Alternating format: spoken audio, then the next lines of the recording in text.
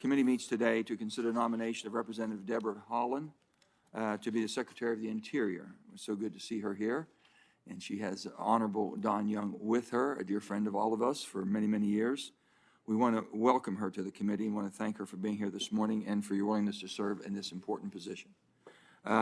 Before we proceed with the nomination, I'd also like to welcome 4 new members to the committee. Although this is not the committee's first hearing this Congress, it is the first one since the Senate appointed our new members of the committee. On the Democratic side, we are pleased to welcome Senator Mark Kelly of Arizona and Senator John Hickenlooper of Colorado.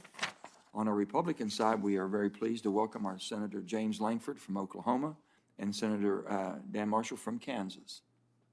The Committee on Energy and Natural Resources has a long, distinguished history of producing bipartisan legislation to ensure our energy security and the wise stewardship of our natural resources. We look forward to working with all 4 of our new members and carrying on this tradition in the most bipartisan cooperation way. The role of the Secretary, nearly 130 years ago, the Supreme Court described the Secretary of Interior as the guardian of the people of the United States over the public lands. But the Court's description barely scratches the surface of the broad scope of the Secretary's responsibilities. The Secretary responsible for managing more than 480 million surface acres, nearly 1/5 the land area of the United States, 700 million acres of subsurface minerals, and 2.5 billion acres of the outer continental shelf. These lands include over 400 national parks, over 100 national monuments, and over 500 national wildlife refuges, along with nearly 500 dams and over 300 reservoirs that supply water to 31 million people and irrigate 10 million acres of farmland. In addition, the lands managed by the Secretary produce nearly 20% of the nation's energy that is critical for our energy independence, including 12% of our natural gas, 24% of our oil, 43% of our coal, half of our geothermal energy, and much of our wind, solar, and hydropower. You want this job? Those public lands also generate $12 billion for the federal treasury. They support 1.8 million jobs and contribute an estimated $315 billion to the U.S. economy. The Secretary also maintains government-to-government relations with 574 Indian tribes, holds in trust 56 million acres of Indian trust lands, provides educational services to tens of thousands of Native American students in 23 states. In addition, the Secretary is responsible for reclaiming thousands of abandoned coal mine sites, paying health benefits to miners, overseeing one of our nation's premier scientific agencies, the Geological Survey, and protecting thousands of endangered and threatened species from extinction. Finally, the Secretary oversees 70,000 employees in the Department of the Interior and the annual budget of over $21 billion. It truly is an enormous and important job, and it is critical that the Secretary be ready to take on the management of the department and have a deep understanding of the many issues under purview.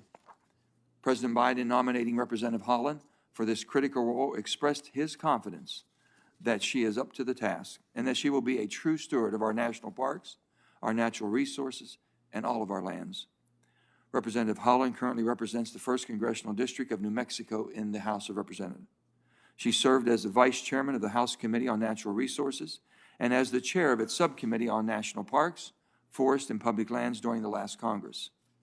As a former governor, I have always believed that the President should be given wide latitude in the selection of his or her cabinet.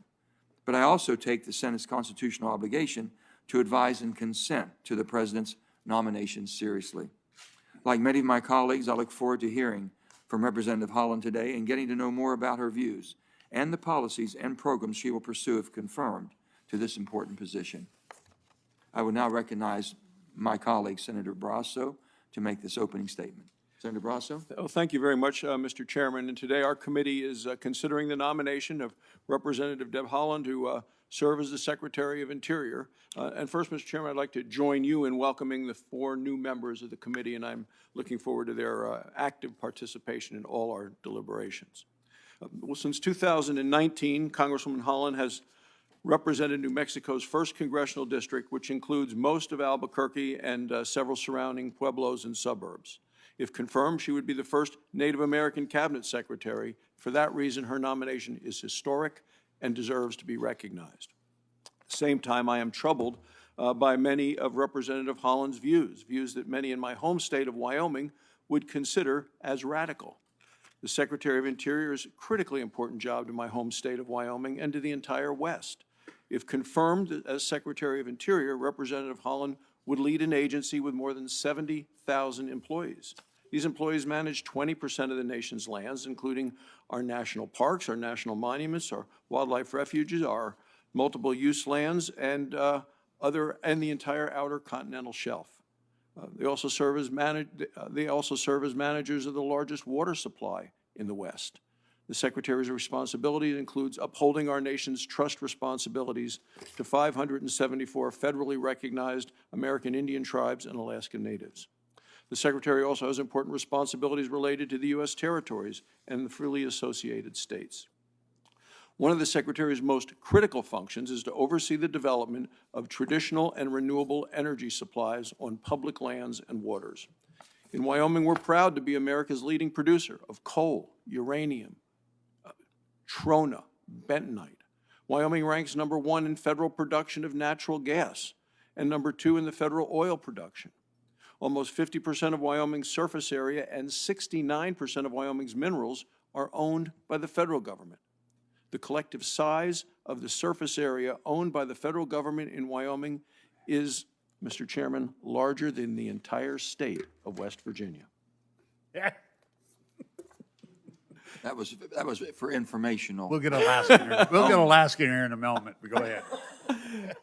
I'm in trouble right now.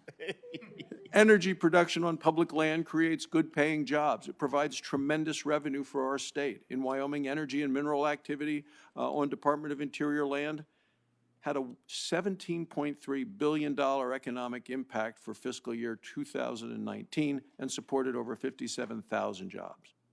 For years, the state of Wyoming has collected over $1 billion annually in royalties and taxes from oil, gas, and coal produced on federal lands within our borders.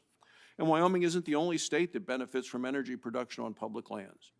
In Representative Haaland's home state of New Mexico, energy and mineral activity on Department of Interior lands contributed $21 billion in fiscal year 2019.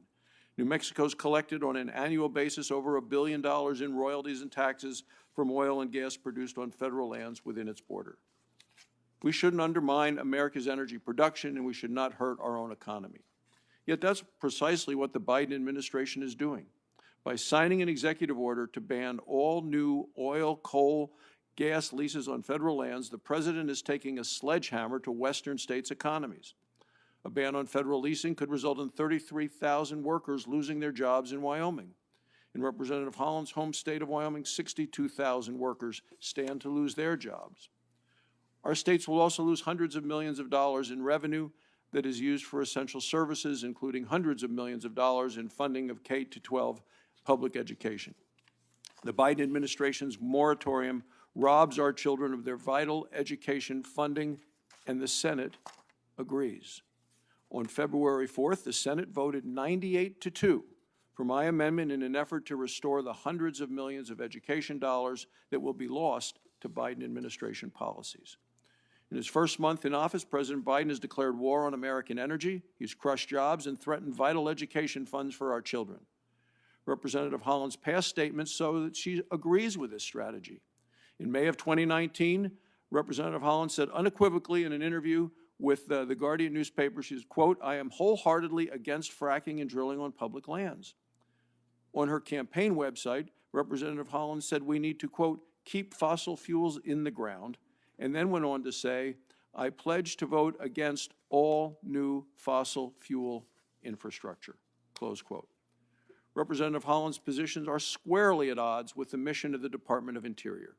That mission includes managing our nation's oil, gas, and coal resources in a responsible manner, not eliminating access to them.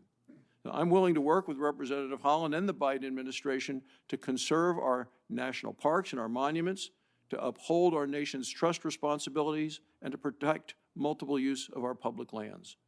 But if Representative Haaland intends to use the Department of Interior to crush the economy of Wyoming and other Western states, then I'm going to oppose the nomination.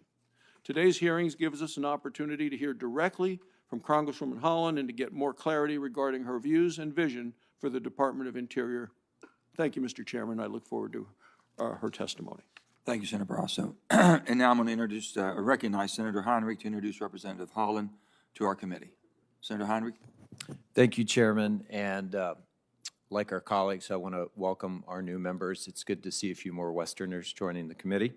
Chairman Manchin, Ranking Member Barrasso, it is both my pleasure and truly my honor to introduce my colleague from New Mexico, my representative in the House of Representatives, and President Biden's nominee for Secretary of Interior, Congresswoman Deb Haaland. Congresswoman Haaland is a member of the Pueblo of Laguna. She is what we like to call a 35th generation New Mexican. And as many have noted, if confirmed, she will make history as the first ever Native American cabinet secretary, something that frankly should have happened a long, long time ago. She grew up in a military family. Her father was a decorated Marine combat veteran, and her mother is a Navy veteran. She grew up like many kids with parents in the military, moving frequently and attending 13 different public schools over the course of her childhood. Before being elected to Congress, she owned her own business, was the chair of the board of a tribally owned business, and she served as the tribal administrator for the Pueblo of San Felipe. Congresswoman Haaland knows firsthand how the decisions that we make here in Washington affect communities across the country, especially in rural western states. As representative of the 1st District of New Mexico, Congresswoman Haaland has served as the vice chair of the House Committee on Natural Resources and the chair of the Subcommittee on National Parks, Forests, and Public Lands. As a committee leader, she demonstrated her commitment to working across party lines. Of all the members of Congress newly elected in 2018, she introduced the most bills with bipartisan co-sponsors. I have no doubt that Congresswoman Haaland's bipartisan experience and her leadership will help us restore our nation-to-nation relationship to Indian country and make conservation and outdoor recreation a key part of our national economic recovery. What we've learned over the last several years is that our relationship to our public lands and our loyalty to America's special places has the ability to unite us all. Americans want more equitable access to our public lands, environmental justice, solutions for the climate crisis, protection of wildlife and clean water, and they want rural economic development. Congresswoman Haaland also understands that confronting the climate crisis, not denying it, and transforming our economy will not come without costs and trade-offs. That is especially true for fossil fuel workers, including many New Mexicans who have long powered our economy. I see Congresswoman Haaland as a true partner for states like ours as we diversify our economy, invest in our communities, and remain a global leader in producing and exporting energy. I am confident Congresswoman Haaland will use the best available science to restore our landscapes, open up new outdoor recreation opportunities for everyone, put our public lands to work in confronting the climate crisis, and help Indian country recover and rebuild from COVID-19. I am eager to support her confirmation so she can get to work protecting our natural heritage for future generations, and I sincerely hope that the other members of this committee will join me in supporting her nomination. Thank you, Mr. Chair. Thank you, Senator Heinrich. Now I'm going to introduce Representative Don Young, our friend from the other side of the aisle, if you will. I'll have him introduce Representative Haaland. Thank you, Mr. Chairman Manchin, and thank you, Mr. Barrasso, the ranking member, and all the other members of the committee. You may be wondering why I'm doing this, because I am here because Debbie and I became friends when she was the chairman of the Lands Committee. I was the ranking member on it. And I've had her reach across and talk to me about issues that affect Alaska and other areas. But I will tell you, if you don't know, I'm going to give you a little history. I'm the dean of the House. I'm the oldest member of both bodies. I have served with 10 presidents and 15 secretaries of Interior. There's not much I don't and have not seen. I have a theory, because I'm a mariner, that the captain of the ship has a right to choose who he has as his crew. I'm not always agreed with the secretaries of Interior, but I will say that that's the responsibility of the president. President Biden has chosen Deb, and she is accepted, and I would suggest respectfully you'll find out that she will listen to you. She may not change, like she and I do not agree on carbon fuels. You know that. We've said this before. But it's my job to try to convince her that she's not all right, and her job to convince me I'm not all right. That's the important part about the secretary. Also, you keep in mind that another reason I'm supporting her, she is an American Indian. I am quite proud of that fact. I'm close to my Alaskan natives and American Indians. And like you mentioned about it's a long time overdue, there should have been a Secretary of Interior long before. We were fortunate to have Morris Thompson, was a friend of mine, as the BIA director. And we had Tara Sweeney as a BIA director. But always the BIA has been under the, I call it, under the top of the Park Service and all their other agencies under the Department of Interior. They were actually forgotten. And I think Deb will bring a new role to this because she has an interest. Of course, she is one. And she'll be able to take and raise the American Indian, the first Americans, to the position I think they can be and have achieved in the state of Alaska. For that, I'm very proud of it. You know, I heard her introduced by the other members, some of the things she's done, but she worked with me. She is across the aisle. We introduced the Indian Buffalo Management Act, passed. The Progress Act, passed. The Missing and Murdered Indigenous Women Badges Act, passed. This is bipartisan. So she's been able to do that. And I would suggest respectfully that her belonging to a Pueblo, or her working with her native people will be beneficial to the Secretary of Interior. As the ranking member mentioned, a lot of responsibility, huge amounts of lands that a lot of people don't recognize. And accessibility is crucial to me as far as an American. We've had previous Secretaries of Interiors that really disallowed access. And I'm saying that's inappropriate.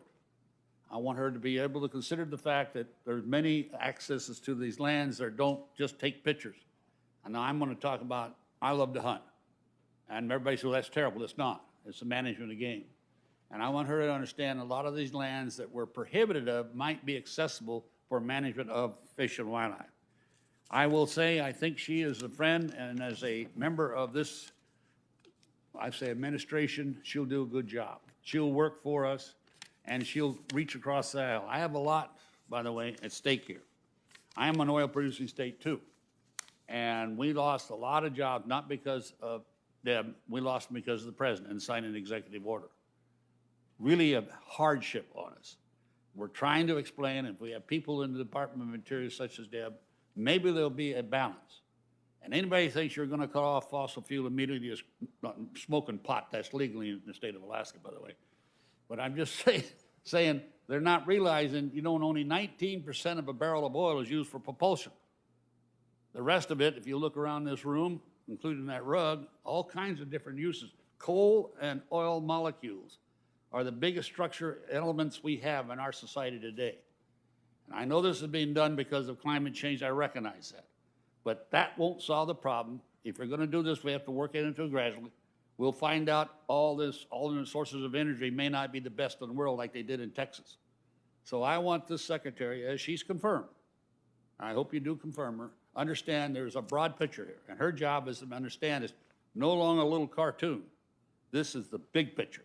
And she'll have to have the responsibility to do the job I know she can do. And I urge a confirmation of Deb for the Secretary of Interior. And thank you, Mr. Chairman. Thank you, Congressman. And you are more than welcome to stay if you'd like to. If not, we understand you probably have a pressing schedule. You're through with me. Thank you. Thank you. The rules of the committee, which apply to all nominees, require that they be sworn in connection with their testimony. So if you would rise and raise your right hand, Congresswoman. Do you solemnly swear that the testimony you are about to give to the Senate Committee on Energy and Natural Resources shall be the truth, the whole truth, and nothing but the truth? Absolutely. You may be seated. I'm going to ask you 3 questions addressed to each nominee before this committee. So will you be available to appear before the committee and other congressional committees to represent department positions and respond to issues of concern to the Congress? Yes, Chairman. Are you aware of any personal holdings, investments, or interests that could constitute a conflict of interest or create the appearance of such a conflict should you be confirmed and assume the office to which you have been nominated by the president? No, Chairman. Are you involved or do you have any assets held in a blind trust? No, sir. Thank you.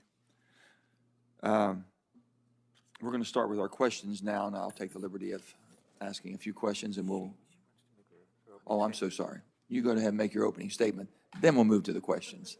Thank you. Thank you very much. Chairman's just getting used to this job. Guatsi Hopa Duhiname Itzartuitza Shuimi Hanu. Chairman Manchin, Ranking Member Barrasso, members of the committee, thank you so much for having me here today. I wouldn't be here without the love and support of my child Soma, my partner Skip, who is with me this morning, sitting behind me, my mom, Mary Toya, who's watching from Isla de Pueblo, my extended family, and generations of ancestors who have sacrificed so much so I could be here today. I acknowledge that we are on the ancestral homelands of the Nacotchtank, Anacostan, and Piscataway people. As many of you know, my story is unique. Although today I serve as a member of Congress and was the vice chair of the House Natural Resources Committee, if confirmed, I would be the first Native American to serve as cabinet secretary.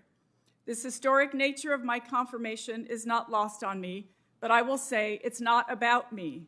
Rather, I hope this nomination would be an inspiration for Americans moving forward together as one nation and creating opportunities for all of us. As the daughter of a Pueblo woman, I was taught to value hard work.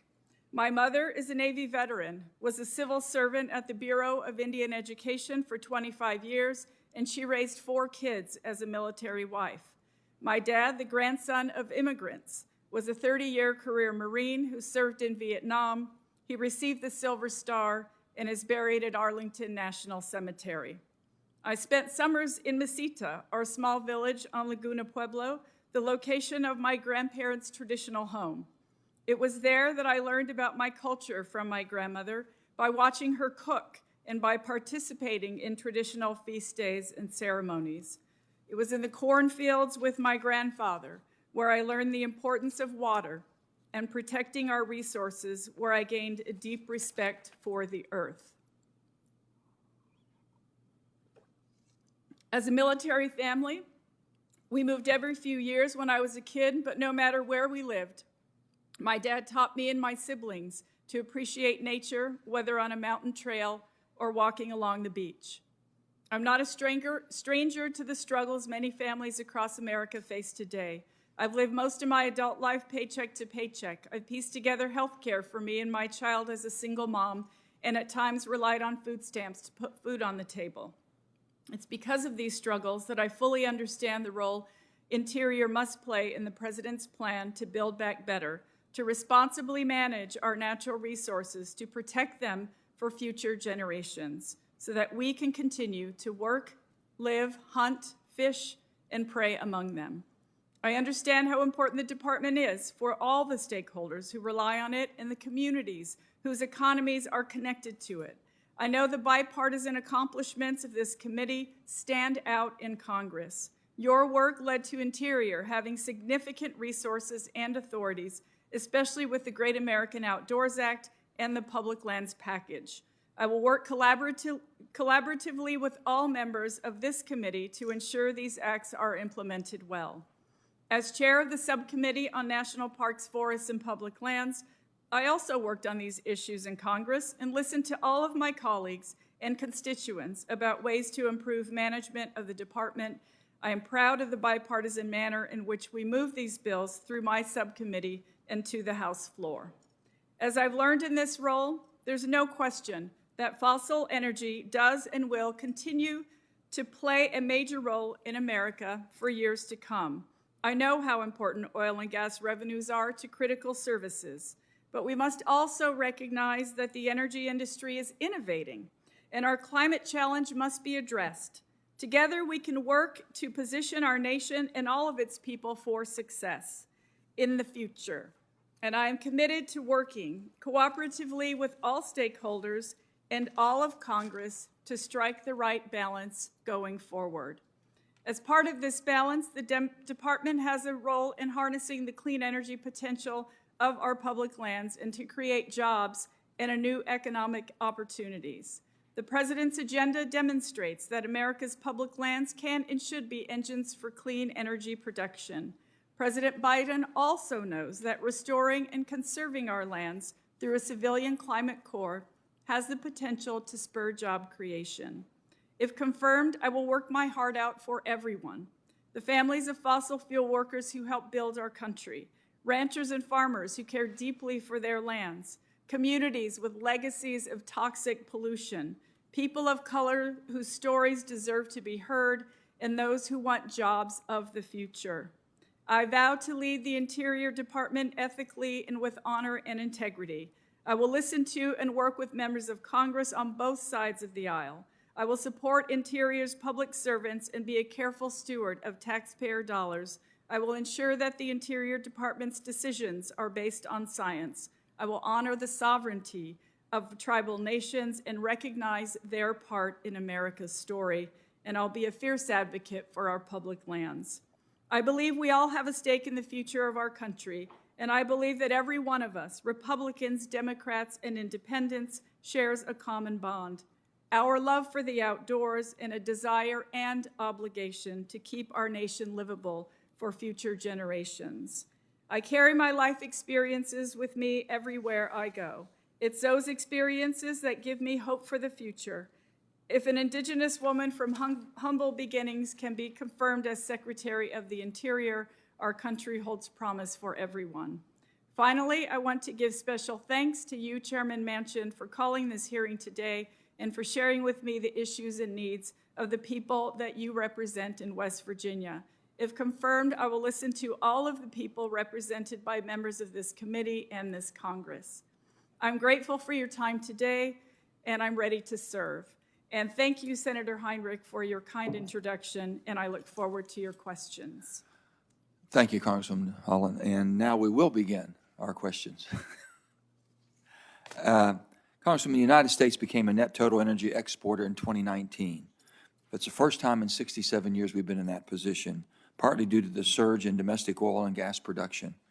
And in your opening statement, you noted that fossil energy does and will continue to play a major role in America for years to come. So my question would be, do you believe that it's in our best interest to maintain our energy independence? And what role do you see fossil energy playing in that? Thank you, Chairman, for that question. And yes, of course, we absolutely need energy independence, and I believe President Biden agrees with that statement as well.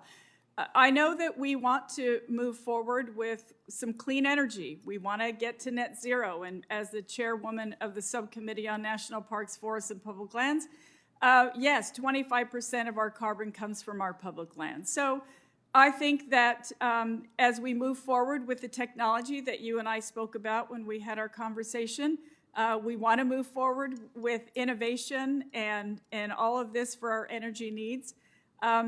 So I think that's not going to happen overnight. And so we will absolutely rely on the fossil energy that you and the ranking member spoke about in your opening statements.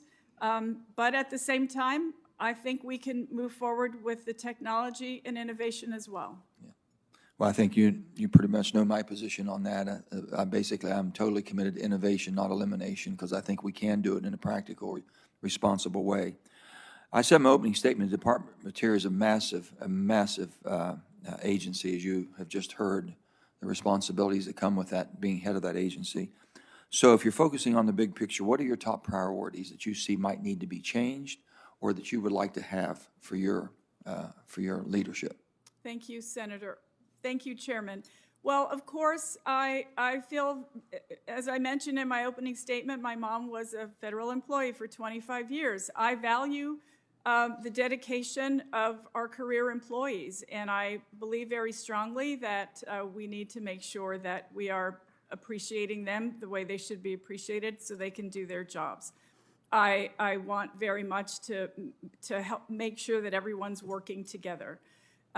With respect to clean energy, yes, that's absolutely a priority of President Biden, his Build Back Better plan to create those clean energy jobs across the country. The Civilian Climate Corps that I know will engage tens of thousands of Americans in the work of restoring our public lands is also important. And if I will say with respect to Indian country, I worked very hard in Congress in my first term on broadband internet, and I think that during this pandemic we have seen the disparities that a lot of communities face as that has unfolded. Broadband internet service, and of course I will say with respect to Indian country, missing and murdered Indigenous women, grateful for the help of senators on this side of the Capitol who have helped me move that issue forward. I think with 2 bills passing, that's the tip of the iceberg. Let me say, since 1977, coal companies, since I'm very familiar with the coal countries and coal companies that work in those areas, they've paid a fee for every ton of coal they have mined to fund the abandoned mine land reclamation. We call it the AML program. If confirmed, you will oversee the agency that administers the AML program and the Office of Surface Mining Reclamation and Enforcement, which we call SMACRA. With that, the hard rock mining hasn't had any changes in their law since 1872. They don't adhere to the same restrictions that we do. We've talked about basically making those changes that are most responsible and most needed. We're not hindering any company whatsoever, except we have an awful lot of hard rock mining that's gone left unclaimed and unrestored that could be put back in productive use. So I just want to know, if confirmed as Secretary, do you intend to continue supporting extension of the fee collection authority of SMACRA, which is the AML money? And a lot of people want to eliminate that, and I think it would be detrimental to our environment. And do you support extending those fees for additional 15 years? That's what we're talking about, to take care of all the abandoned line. And would you be receptive to looking at the hard rock mining to make sure they come into compliance to take care of their responsibilities? Thank you, Chairman. And yes, I'm very familiar with abandoned mines, and we have a lot of them in New Mexico, particularly on the Navajo Nation, and we've seen that it's polluted water. And so I agree wholeheartedly that we need the resources to make sure we are protecting the health and safety of our fellow Americans. And so I look forward to working with you on this issue. And I think that if we have the resources to clean those things up, that it'll make life easier for everybody. Thank you, Congressman. I have many more questions, but my time is up, and I'm going to go now to my friend, Senator Barrasso. Well, thanks so much, Senator Manchin. I'd just like to follow up on some of the things that Senator Manchin started with. Yes or no answers on this, if you could. As a general matter, should the federal government continue to permit oil and gas wells in this country? Yes, and I believe that's happening. And as a general matter, should the federal government continue to permit coal mines in this country? Yes, since Ranking Member, if I could just say, I know that coal mines were not a part of President Biden's executive order. As a general matter, should the federal government continue to permit copper, lithium, and other hard rock mines in this country? Senator Manchin was just asking about some hard rock mining issues. Senator, I believe that if we do these things in a responsible manner and protect the health and safety of workers, I see us moving forward. The earth is here to provide for us, and that's my belief. As a general matter, should the federal government continue to permit natural gas pipelines in this country? Senator, as I mentioned in my opening statement, I believe this will go on for quite some time, and I know that President Biden he has put a pause on new leases, not existing ones. The question was on pipelines. So as a general matter, should the federal government continue to permit oil pipelines in the country? Senator, with respect to the Department of Interior, wherever pipelines fall under the authority of the Department of Interior, of course, we'll look. As a general matter, should the federal government continue to permit electrical transmission lines in this country? I believe that would help our energy needs, sir. And as a general matter, should the federal government continue to permit natural gas or nuclear power plants in the country? Senator, I assume that what I would like to say is, if I'm confirmed as Secretary, of course, I would follow the law on all of these things. Yeah, I think one of the concerns we have is that there are 3 senators on this committee are medical doctors. We have Dr. Cassidy, who's a gastroenterologist. Dr. Marshall is an obstetrician. I'm an orthopedic surgeon. And just a couple of months ago, you tweeted, "Republicans don't believe in science." Pretty broad statement that you made there, and it was on your, this was in October of 2020, so not too long ago. Now, we're also Republicans. Do you think that as medical doctors, we don't believe in science? I mean, how do you stand by this statement? Senator, yes, if you're a doctor, I would assume that you believe in science. Well, Republicans as well. So, I mean, it's concerning to those of us who've gone through training, believe in science, and yet for a broad brush that we're all disbelievers. It's a concern to those of us as we're here today to ask questions about. So, in his first few weeks in office, President Biden issued several orders, as we talked about, banning new oil and natural gas leasing on federal lands and waters. It's estimated this long-term leasing ban is going to cost your home state of New Mexico 62,000 jobs, my home state of Wyoming 33,000 jobs.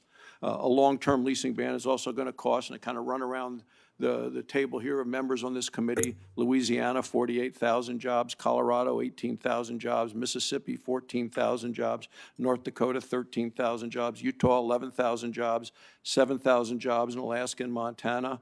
Those are just jobs represented by people on this committee. Now you had said you will work your heart out for everyone, including fossil fuel workers. My question is for you, why not just let these workers keep their jobs? Senator, it's my understanding that President Biden has put just a pause on new leases. He didn't ban new leases. He didn't put a moratorium on new leases. It's a pause to review the fossil program at the federal fossil fuel program.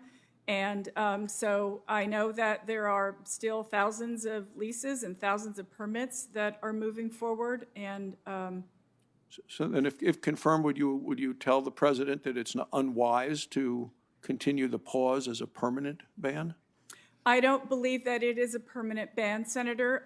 I am more than happy to work with you and to work with, of course, at the pleasure of the president, and along with, if I'm confirmed, my colleagues, to make sure that we're doing everything we can to create jobs for Americans. Because President Biden has justified his ban on new oil and gas leasing on federal lands and waters. He cited climate change. Are you aware of any evidence that suggests that a ban on oil and gas leasing on federal lands and waters was going to reduce the world's total production of oil and gas? I bet, no, sir. Yeah, and are we aware of any evidence that suggests that a ban on oil and gas leasing on federal lands and waters is going to reduce the world's total consumption of oil and gas? Ranking member, I haven't actually looked at all of these statistics, but I believe that it's a situation where everyone should work together. Yeah, because it seems that the president's ban on oil and gas leasing isn't going to reduce the world's production or consumption of oil and gas.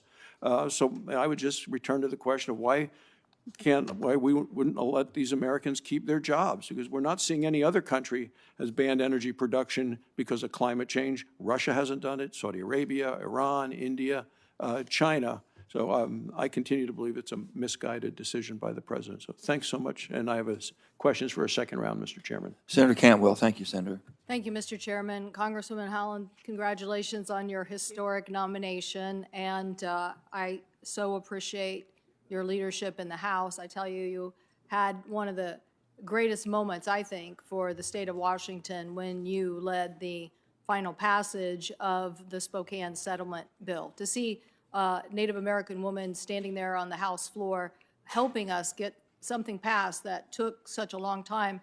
And I would venture to say that if you had been Interior Secretary during that time period, we might have actually gotten this done sooner. So mark me down as one who very much appreciates the fact that the Secretary of Interior, being Native American, will give us an extra advantage on BIA issues that are so important to Indian country overall. So thank you for that.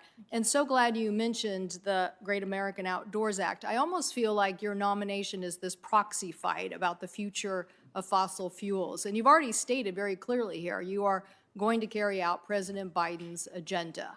And so we very much appreciate the fact that you're doing that. And that's what I think a president deserves, his nominee. So I think with the Great American Outdoors Act, we saw the value of public lands.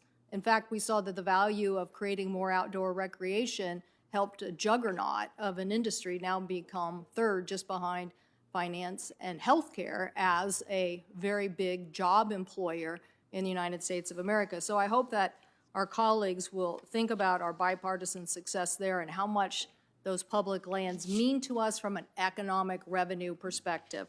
So one of the things I wanted to ask you about, obviously on the coal leasing front, is that under Secretary Jewell and the Obama administration, you know, we were trying to get accurate assessments of the value of federal leasing of coal revenues.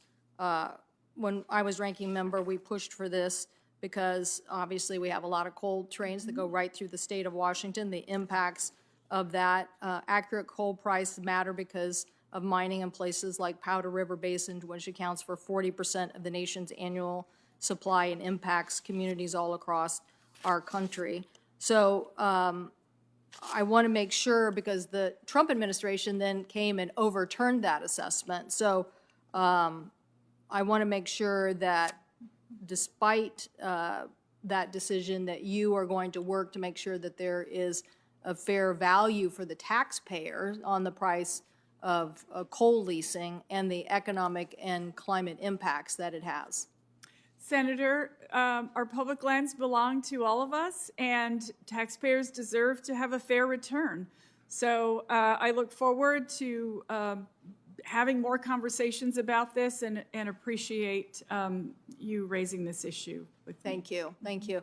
On the Arctic Wildlife Refuge, I wanted to make sure that you are committed to using a science-based approach when it comes to protecting the Arctic wildlife. I'm glad that the President has taken action to stop on leasing, but what can you tell me about your efforts to promote a science-based approach to protecting the Arctic Wildlife Refuge? I can promise you that if I'm confirmed as secretary, that we will be guided by science in all of those decisions.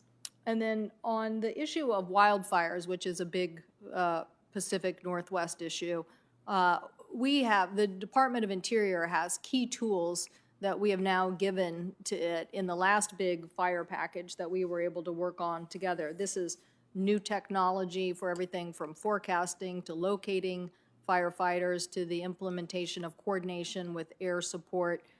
Will you commit to continue to work to rapidly implement those provisions of the last legislation on fighting fire?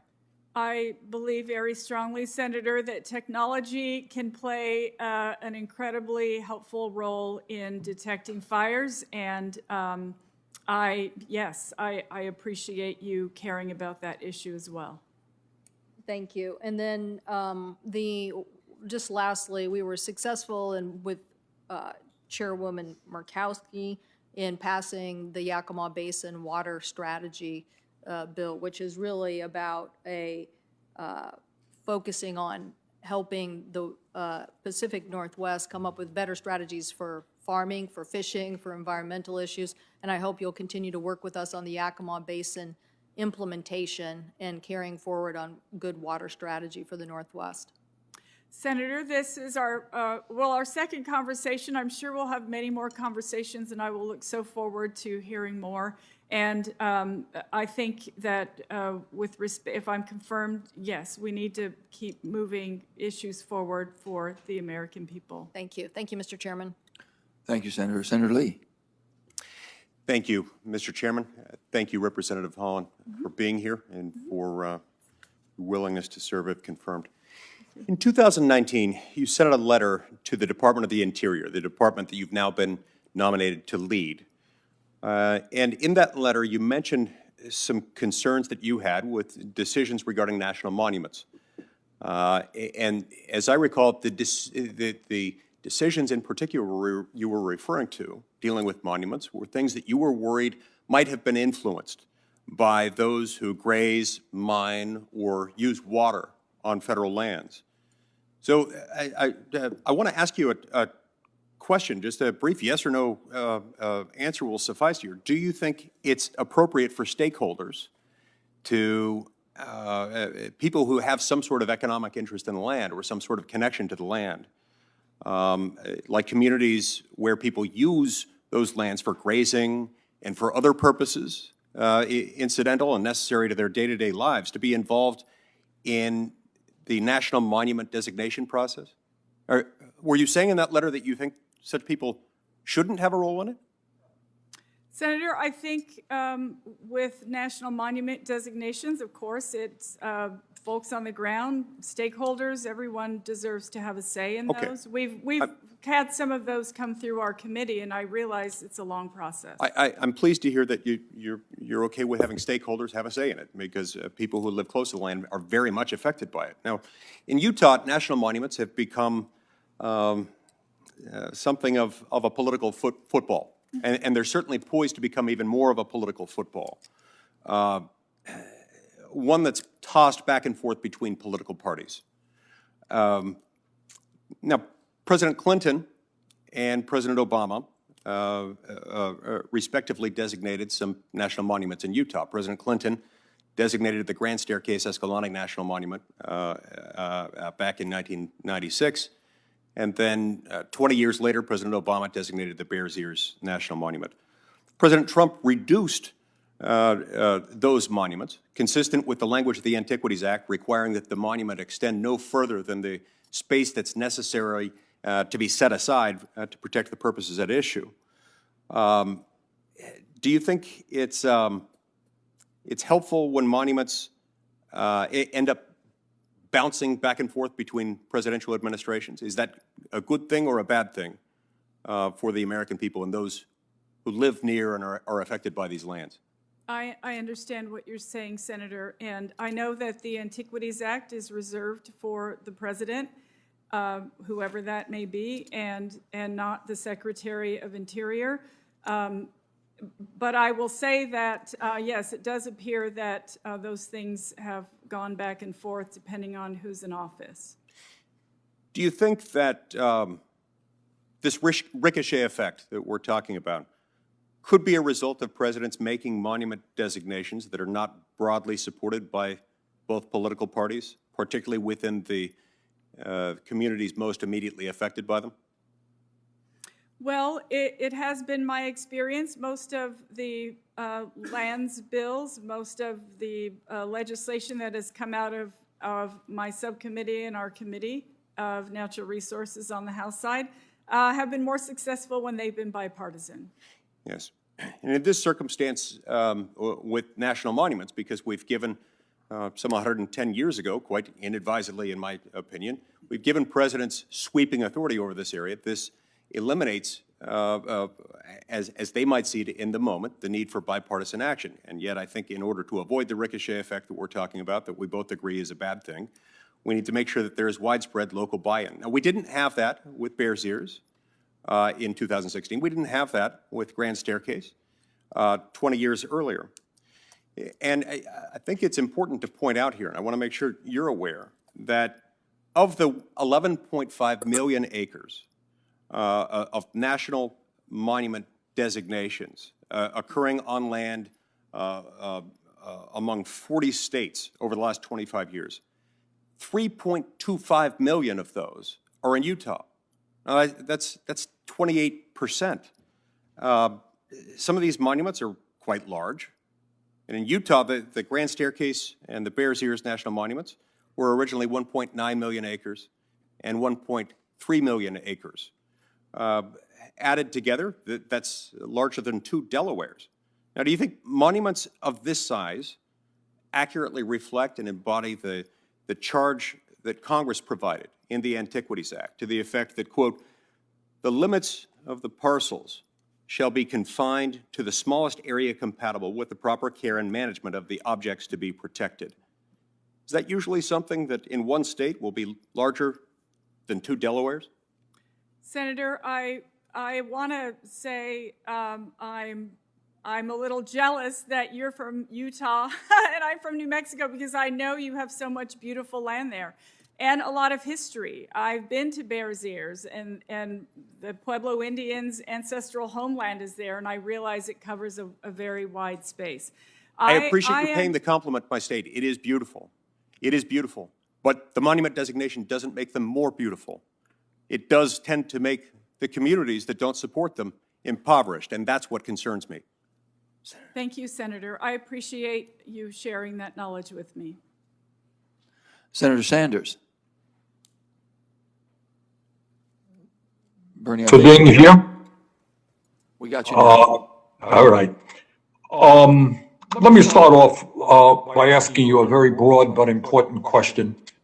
The scientific community is telling us that if we do not get our act together, transform our energy system away from fossil fuel, that there will be irreparable damage done to our country and to the world in really just a very short period of time. Do you agree with that assessment that climate change is a major threat to the United States and the world? Yes, Senator.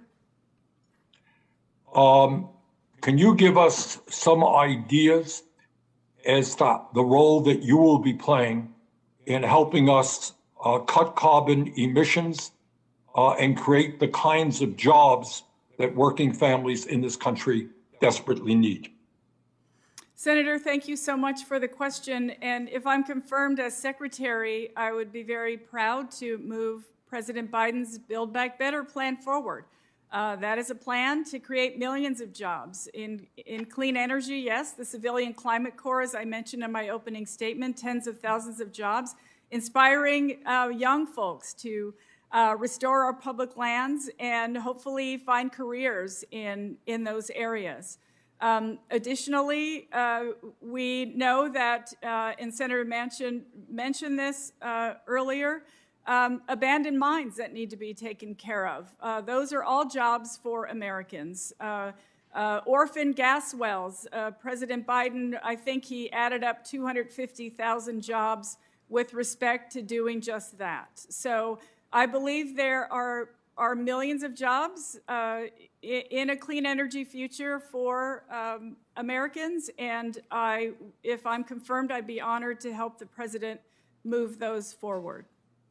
Well, I am very excited about the concept of the Civilian Climate Corps because my experience suggests that there are millions of young people who would love the opportunity to help transform our energy system, help clean up the pollution that currently exists.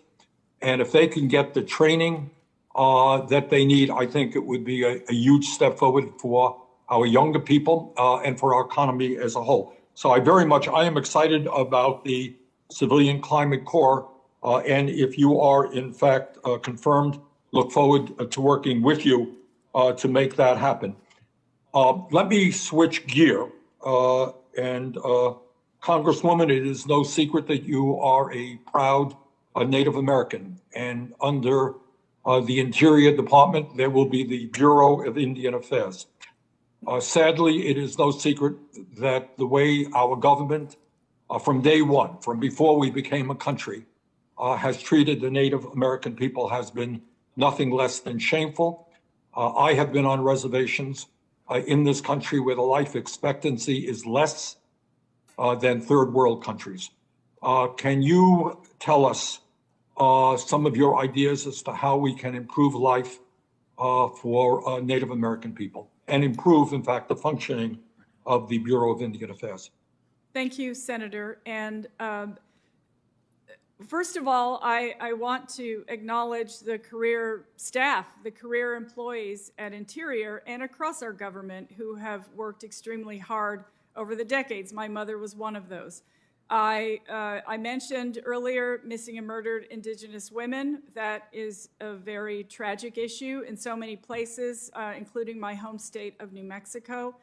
This pandemic, as I've mentioned many times, has highlighted the disparities for communities of color, and Native communities are among those. I've read article after article on the Navajo Nation. People might have running water, but it's polluted from the mines.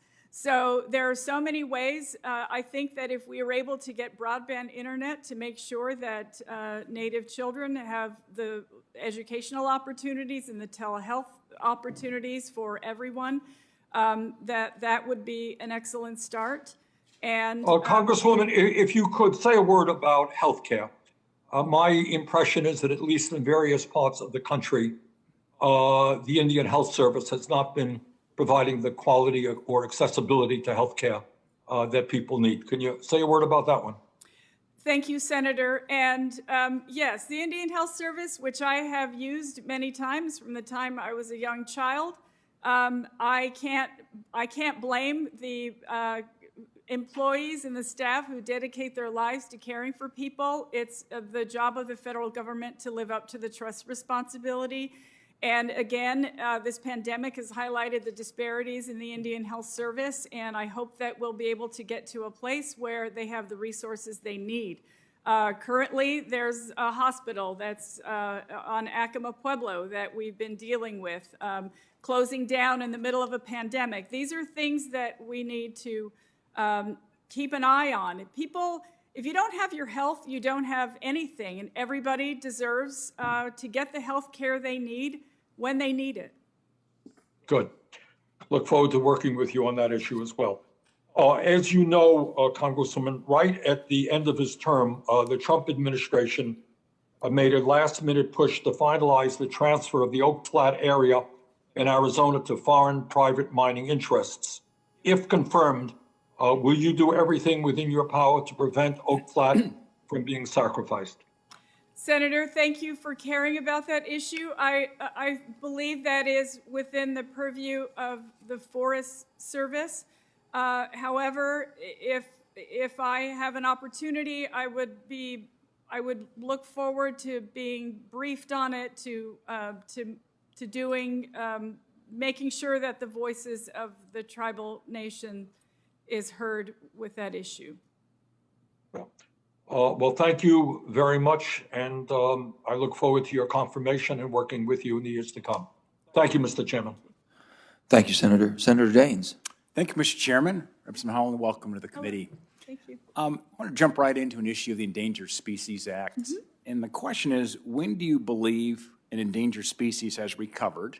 You want to go? And when it has recovered, do you support delisting and returning wildlife management back to the state? Senator, of course, all of those decisions are based on science, as they should be.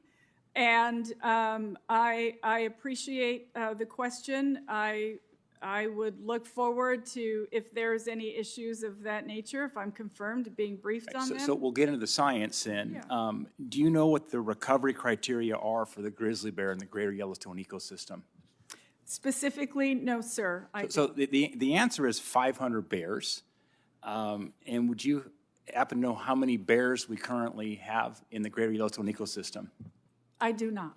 So the most conservative estimate is 728, well above the recovery target. Many estimate it's closer to 1,000 bears.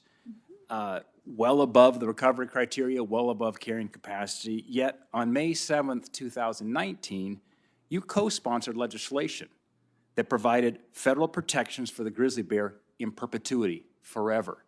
Why would you sponsor a bill like that when the science tells us the bear numbers are well above the recovery targets? I imagine at the time I was caring about the bears. And why don't you believe that grizzly management should return back to the states once the recovery targets are met? Well, I'm not saying that it shouldn't be returned back to the states. But that's what your legislation you co-sponsored said, is that you would keep it in federal protections forever, in perpetuity. Well, I would be happy to take a look at the issue, Senator, if I can help with that issue. Of course, I would love to speak with you more about it. Okay. On November 19th, 2020, you said that if you had it your way, and I quote, you'd stop oil and gas leasing on public lands. As Secretary, you will get to have it your way. Will you recommend extending the leasing moratorium And how do you justify this moratorium with the requirements of the federal law under the Mineral Leasing Act? Senator, it's my understanding that it is a pause on just new leases, not existing valid leases. And if I'm confirmed as secretary, it is President Biden's agenda, not my own agenda, that I would be moving forward. And appreciate your advice on this issue.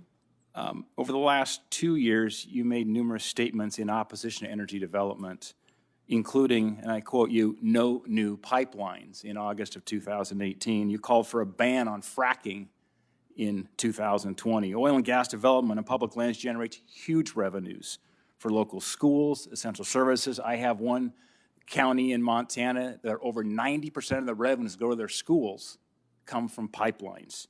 Unfortunately, this is not the case for wind and solar development on federal lands. What is your plan to make up for any lost local revenue for public safety and children's education? Senator, as I mentioned earlier, if I'm confirmed as secretary, it is President Biden's agenda that I would move forward, not my own. And I absolutely, nobody wants children to not have schools. You earlier said you want to let the science and the data dictate policy and outcomes, if I could somewhat paraphrase what you said. So I assume you would want to make sure you look at the science and the data and not just blindly follow any administration. Well, I apologize, Senator. Yes, the science and the data, I'm assuming, would go without saying because I realize that the department relies on science, but do you support in a broader sense. Do you support a ban on fracking and no new pipelines? Senator, President Biden does not support a ban on fracking, is my understanding, and it would be his agenda that we would. Yeah, but do you personally support a ban on fracking and no new pipelines? Senator, if I could say, if I am confirmed as secretary, I would be serving at the pleasure of the president, and it would be his agenda that I would move forward. On October 8th, 2020, you stated, quote, "Anyone who says we have to sacrifice jobs for clean energy is just trying to scare us." We have a county, Fallon County, where Baker, Montana is. 60 people just lost their jobs and their benefits, union jobs, directly because of President Biden's executive actions.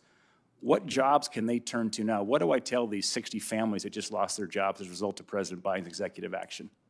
Senator, I want you to know that I understand what that's like. I have struggled myself as well and been without a job at various times in my life. I will do everything I can. As I said, I mean it. I will work my heart out for every American. And if we can move President Biden's agenda forward together, we can create those millions of jobs. And I have every faith that that's something that we'll be able to do. Yeah, one of the ironies is these executive actions are actually going to increase emissions, not decrease emissions. The Keystone Pipeline was a zero net carbon project here by 2030. How do we address the increase in emission caused by President Biden's actions we've seen over the last month? Senator, I would be happy to be briefed on the amount of emissions, and if I'm confirmed, absolutely work with you. Thank you. Mr. Chairman, I'm out of time. I'm just concerned about proceeding with this nomination. The track record and the ideology in the past, I think, will perpetuate more divisiveness and will certainly harm Montana's economy, and that's why I have some concerns, Mr. Chairman. Thank you. Thank you, Senator. Senator Wyden. Thank you very much, Senator Manchin, and I want to welcome the nominee and especially appreciate the fact that Congressman Young introduced you, Congresswoman. He has been a model of trying to work with people on both sides of the aisle, and I'm going to get into that question of bipartisan collaboration because it sounds like you're one of the leaders in terms of actually pulling people together to come up with bipartisan solutions. In other words, it's fine to talk about ideas, and it's also fine to say, well, I'm going to be bipartisan, and people can say, oh, I'll take somebody's lousy idea. You've really done the hard work to put together bipartisan coalitions, and I'm going to start with the first topic of rural jobs, because, as you know, Congressman Neguse and I have put together the 21st Century Civilian Conservation Corps, which would put together an effort with thousands of jobs in rural communities. And you just think about the number of vendors, and I see my friend from New Mexico who's been very interested in this issue as well. The number of vendors, for example, that would be selling goods and services to the 21st Century Civilian Conservation Corps would be a huge economic multiplier for rural communities. That's what rural jobs are really all about. So I think it'd be great if you could talk about a couple of the examples that were most important to you, both in terms of generating jobs in rural communities and in terms of coalition building, because those are two sides of the same coin in rural America. My friend from New Mexico always kids me about our Oahe project that you and I have talked about. After 50 years of fighting and arguing about the Oahe, we've now put together what amounts to a first-of-its-kind coalition, farmers and environmental folks and the like. So we'll get the jobs and we'll have the benefits of the environmental protection, which will be a big recreation engine for the area. So talk to us a little bit about your views on rural jobs, and you can start, for example, with the bill Congressman Neguse and I have, and talk about other areas that are important to you so people walk out of here recognizing what I saw, which is you're actually pulling people together. You got us sponsors for that bill with the congressman. So Thank you. let's hear your thoughts. Thank you. Thank you so much, Senator. And yes, I couldn't agree with you more that collaboration is absolutely important. And I was the highest rated freshman for bipartisanship in the 116th Congress. I think it's important. And in fact, the reason that Mr. Young and I became such good friends is that he helped me to pass a lot of bills. Our offices worked very well together. And I think that's important. We can have different views. We can think differently. If we were all the same, we probably wouldn't get a whole lot done either. But I feel like the people of New Mexico sent me to Congress to get work done, and that's precisely what I've done. I appreciate your you having the opportunity to bring ranchers, tribes, and folks together in those collaborations. My sister, she married a rancher and gave birth to 3 cowboys and a cowgirl. That's what they do. They care deeply about the land and their animals. And so I think that if we can all work together, if we can, I think we can do it all. I think we can work together. I think we can protect our public lands. I think we can create jobs. The Civilian Climate Corps is a brilliant idea, and I look forward to young people having those opportunities. It's a tough time in this country sometimes, and not every parent was like my dad. Not everyone has the opportunity, if they're working 2 and 3 jobs, to make sure their kids spend time outdoors. But I think giving opportunities to those young people will change their lives and give them the opportunity to care deeply about our environment. Well, I appreciate your answer, Congresswoman. And, you know, the reality is these kinds of efforts, like the bill with Congressman Neguse, the 21st Century Civilian Conservation Corps, that I think can be a big economic multiplier with vendors in the private sector meeting those needs. The Oahe legislation, it doesn't happen by osmosis. It's because you bring people together. And the chairman and I have talked about this very often. When I was chairman of the committee, first place I went to was West Virginia, because my colleagues said, just come on out and, you know, listen. That's what people want, is they want people to have a chance to hear each other out and then find some common ground. And I'm convinced that in the middle of this pandemic, there's going to be an even greater appreciation for collaboration than there was before, because we've got to do it. It's what the president's talking about with Build Back Better, and you're setting a very good tone with your answers to my questions. I look forward to supporting your nomination, Congresswoman, and working with you. Thank you, Mr. Chairman. Thank you. Senator Murkowski. Mr. Chairman, thank you. And Congresswoman, welcome to the committee. Thank you for being here. I think it has been noted, certainly by my friend and colleague, that the congressman for all Alaska and the dean of the House that it is indeed very significant, your nomination to this position as the first Native American woman. We respect that. We've had an opportunity to discuss the very significant, in fact, outsized role that the department plays over Alaskans' lives, whether we like it or not. This is a relationship that some have described as landlord-tenant. That's not a very good relationship to have. We would much prefer it to be more of a partnership. I want to ask you in my first round of questions this morning to focus on the public lands aspect and the role, again, that Department of Interior plays with us. The federal government owns over 60% of all the land in our state. That's not as significant as in some states, but when you take into account that Alaska is 1/5 the size of the lower 48, it's a lot of land. It's critical to our resource industry, as you know, which accounts for billions of dollars in wages, in tax revenue, tens of thousands of jobs, and protecting those jobs is critically important at all times, but particularly now.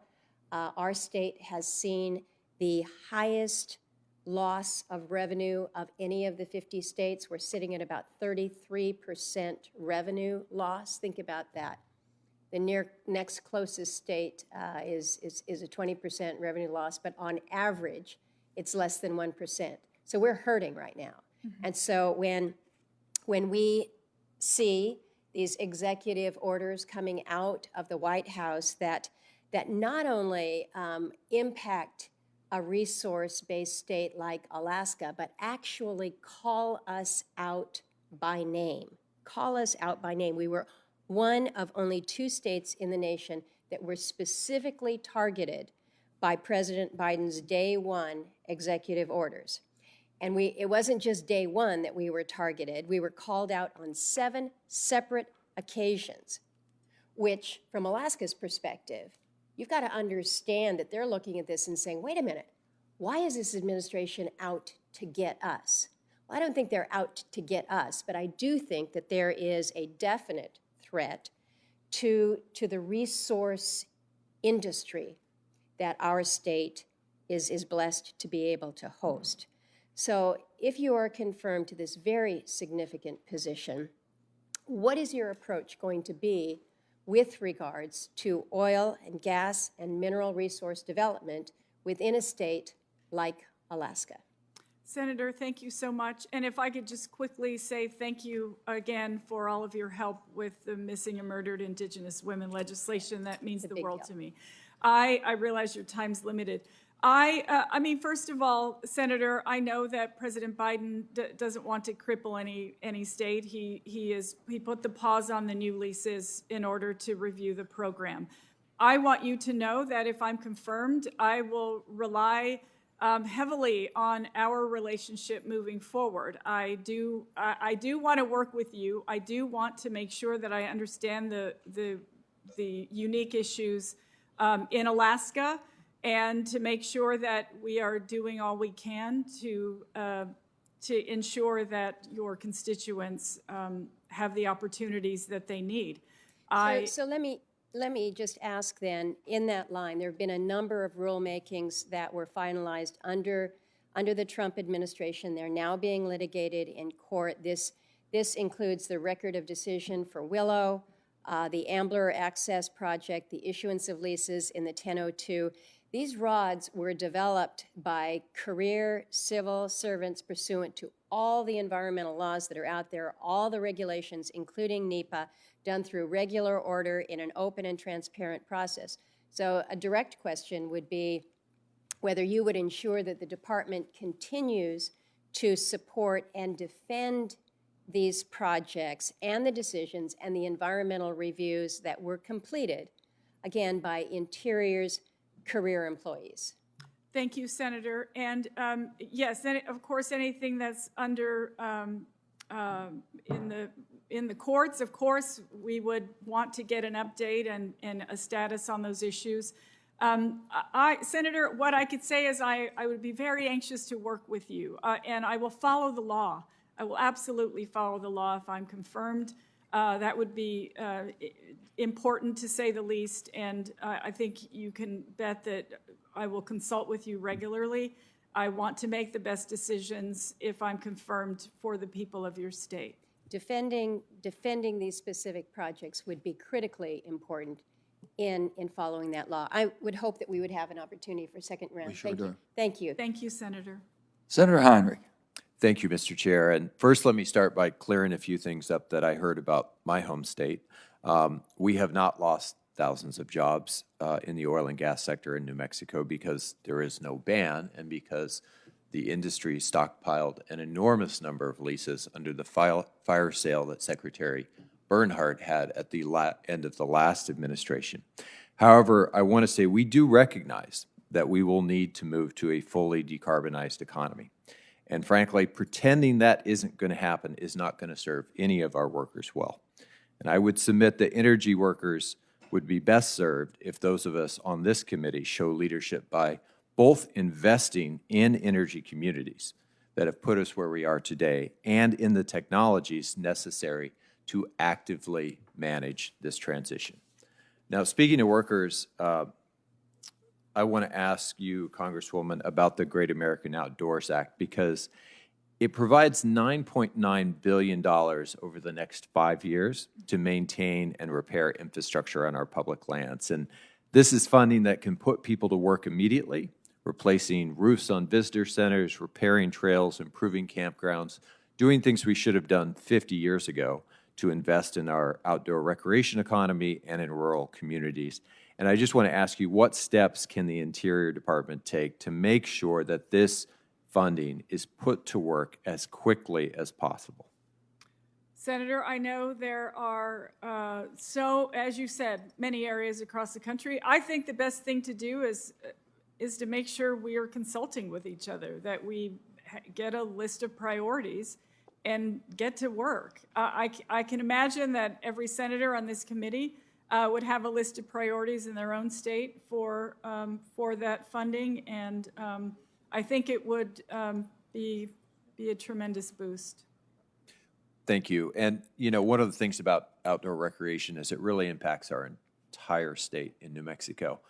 There are certain places that have oil and gas. There are certain places that have, wind potential.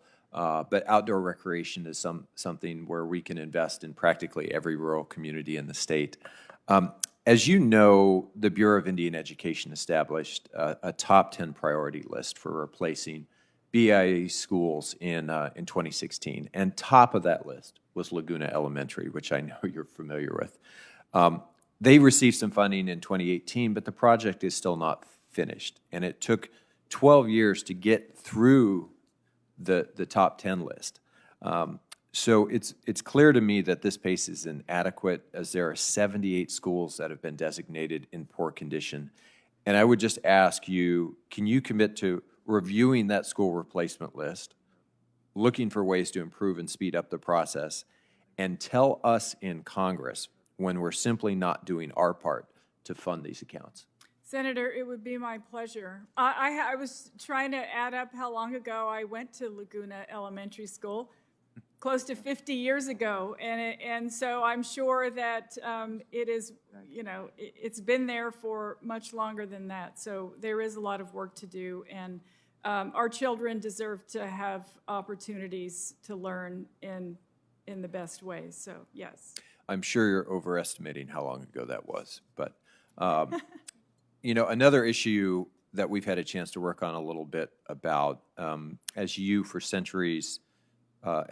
centuries, sacred cultural items that belong to tribal communities have been taken to foreign countries and sold to the highest bidder. Now, we have laws in the United States that make the sale of certain tribal sacred objects a federal crime. However, we do not have a law against taking those same items overseas and selling them there. And that's a loophole that we need to fix. I have legislation with Senator Murkowski that would do that. However, even when we have an export ban in place, there are likely thousands of sacred objects already overseas that need to be brought back home to tribal communities where they belong.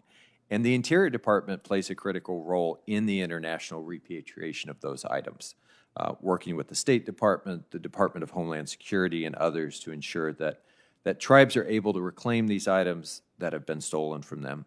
As Secretary, will you commit to making repatriation of these items an actual priority for the department?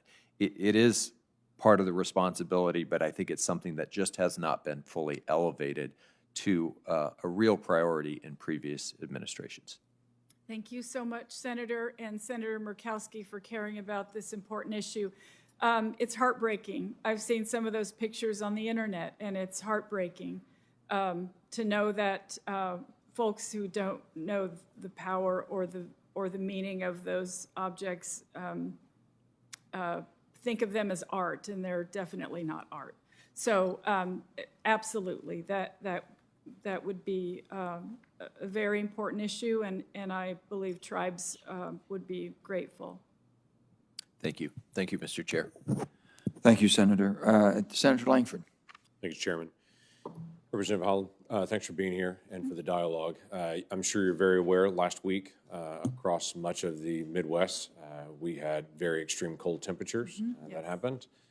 We had a test on the Southwest Power Pool. While there was a lot of national attention that was on Texas and the long shutdowns there, we had issues as well. Our wind towers froze up. In fact, for several days in the Southwest Power Pool, we were actually running more diesel power than we were wind power, which is not uncommon for us to run 40% of our power by wind power.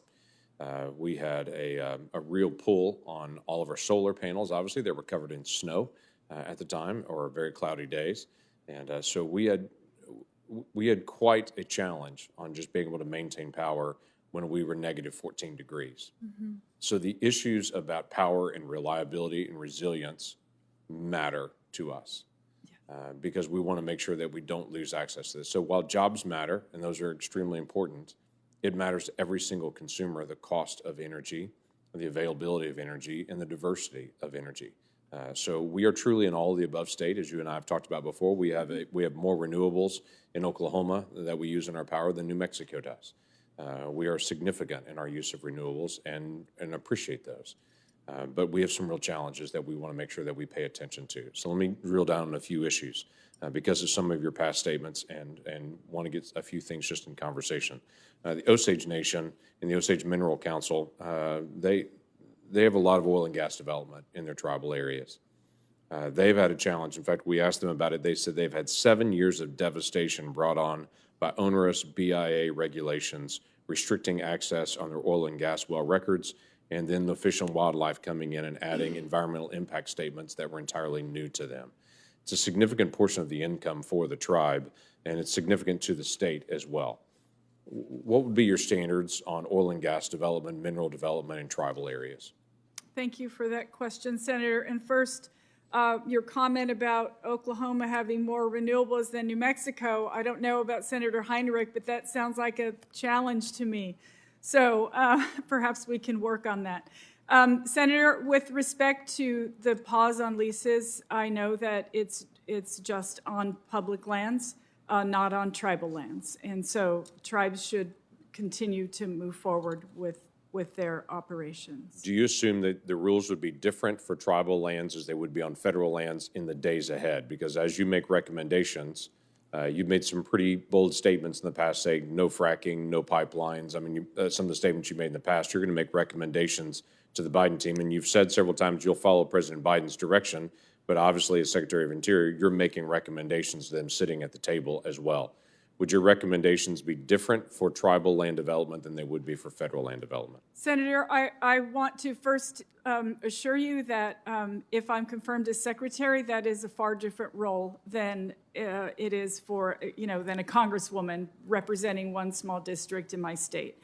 So I understand that role. It's to serve all Americans, not just my one district in New Mexico. Of course, I can't answer fully those questions at the moment. I am not there yet.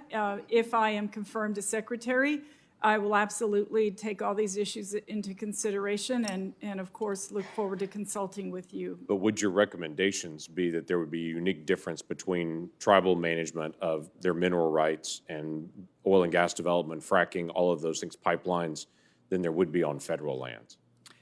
Senator, I would be happy to look at the issue, to study it then if I'm confirmed and speak with you about. Let me show you a map. This is a map of one of the units for oil and gas area, and it doesn't matter the state, but it shows the complexity of this. For many of these leases that come up, a portion of the land would be, in this case, it's area that is tribal land, is what you see in the tan here, and then in the salmon color, it's Army Corps of Engineers managed, but that still has BLM oil and gas leases on it. So the challenge becomes there's different sets of rules when they go through this process. What I'm trying to get at is this is a common look as you go through the different leases that are there, is that anytime they start to do any kind of unit of development, they get complexity on what the rules are going to be. The rules are different in each of these areas. If you change that area from tribal land to private land, that even changes it more. So let me just ask you a question. Permitting-wise, would you look at this type of map and to say permits, not just the lease, but the permits would be different? If the federal lands had a moratorium on them, could they still develop the private lands? Could they still develop the tribal lands that are literally right next to the federal lands? I understand. It's a sort of a complicated issue, so. But that's what the real world looks like, yeah. Yes, I understand what you're saying, and I would be happy to take a look at those, be briefed, understand the issue far better, and work with you if there's issues in your state. Okay, thank you. Look forward to a second round. Senator Rono.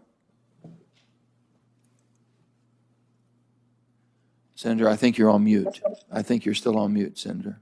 Oh, sorry. There you go. There you go. Thank you. Okay. Thank you, Mr. Chairman. It's good to see you, Congresswoman. I ask the following two initial questions of every nominee before any of the committees on which I sit. So here are the initial questions.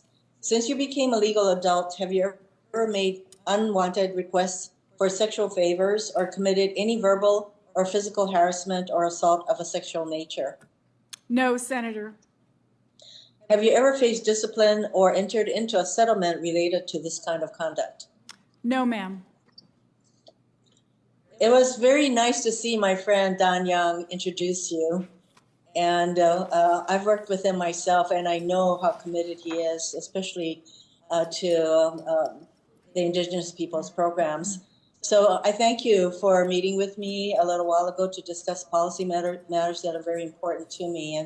And of course, the issues that relate to Hawaii's Indigenous Native Hawaiian community are very important to me. And I note, as several have already noted, how historic and important it is that you will be the first Native American woman, Native American and woman, poised to serve as Secretary of the Interior.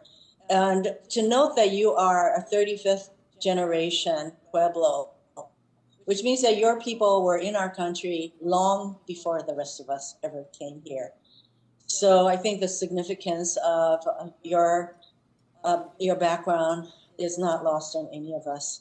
Thank you. So based on my conversation with you, I would expect that you will be very committed to working with us on Native Hawaiian issues, as well as the issues relating to other Indigenous peoples, of course, the Alaska Natives and American Indians.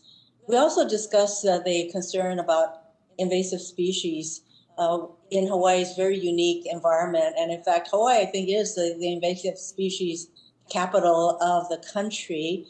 And so it's so significant that this entire month in Hawaii has been dedicated to invasive species awareness. I know that I can count on you to work with me on addressing the concerns relating to invasive species. Finally, we discussed the relationship between the United States and the independent nations of the Republic of the Marshall Islands, the Federated States of Micronesia, and the Republic of Palau. And these relations, governed by the Compact of Free Associations, are set to expire in 2023 and 2024. I encourage you, should you be confirmed to work collaboratively with your colleagues at the Department of Defense, the Department of Interior, State rather, and the members of Congress to find ways to improve and expand the existing compacts through the renegotiation process and ensure that there is a fair and collaborative financial commitment to fund these compacts. I'm really glad, Congresswoman, that you noted the concern regarding the missing and murdered Indigenous women and children. This is an issue that I would like to work with you, and I did bring up what more we can do with Merrick Garland during his confirmation hearing for Attorney General. You've been asked a lot of questions about fossil fuels versus clean, non-fossil fuels, et cetera, and I don't necessarily see that as some sort of a dichotomy necessarily, but can you discuss the job creation potential presented by a clean energy transition, even for families that have worked in the fossil fuel industry? Thank you, Senator. I appreciate the question and appreciate all of the issues that you raised leading up to your question. I am grateful for your support on so many of the issues that I worked on in Congress.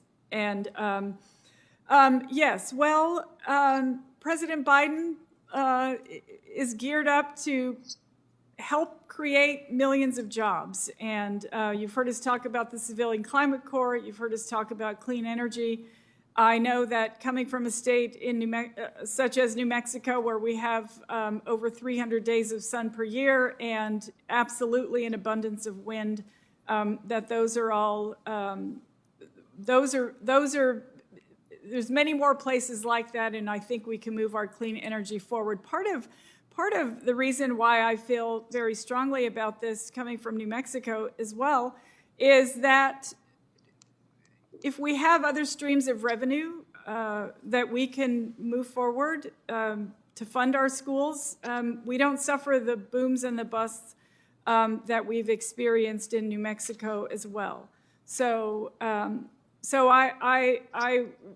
I feel strongly that technology moving forward in a place also like New Mexico with 2 national labs there, that the technology is something that will absolutely make a tremendous difference. Technology and innovation, as we've already talked about. We can't understate the value of that in the jobs that those 2 things can create. Hawaii started off as one of the most fossil fuel dependent states in the entire country, where we were importing some 97% of all of our energy for electricity from outside of our state. And we have a very ambitious but attainable goal of becoming fuel efficient, energy efficient by 2045. And that means that we intend to create these kinds of energy sufficient jobs in the state. So, you know, I know that that is, of course, a possibility.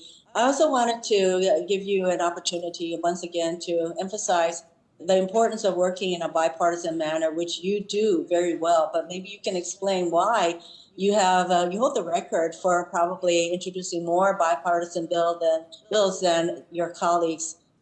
And we're talking about a lot of people in the U.S. Congress, and you have a really good record. Senator, the time is expiring. Well, I just wanted to emphasize she's really good at that. Okay. Thank you, Senator. Thank you very much. Senator Cassidy. Yeah, thank you. Thank you, Congresswoman Haaland. I thank you for the visit the other day. I enjoyed our visit. Thank you.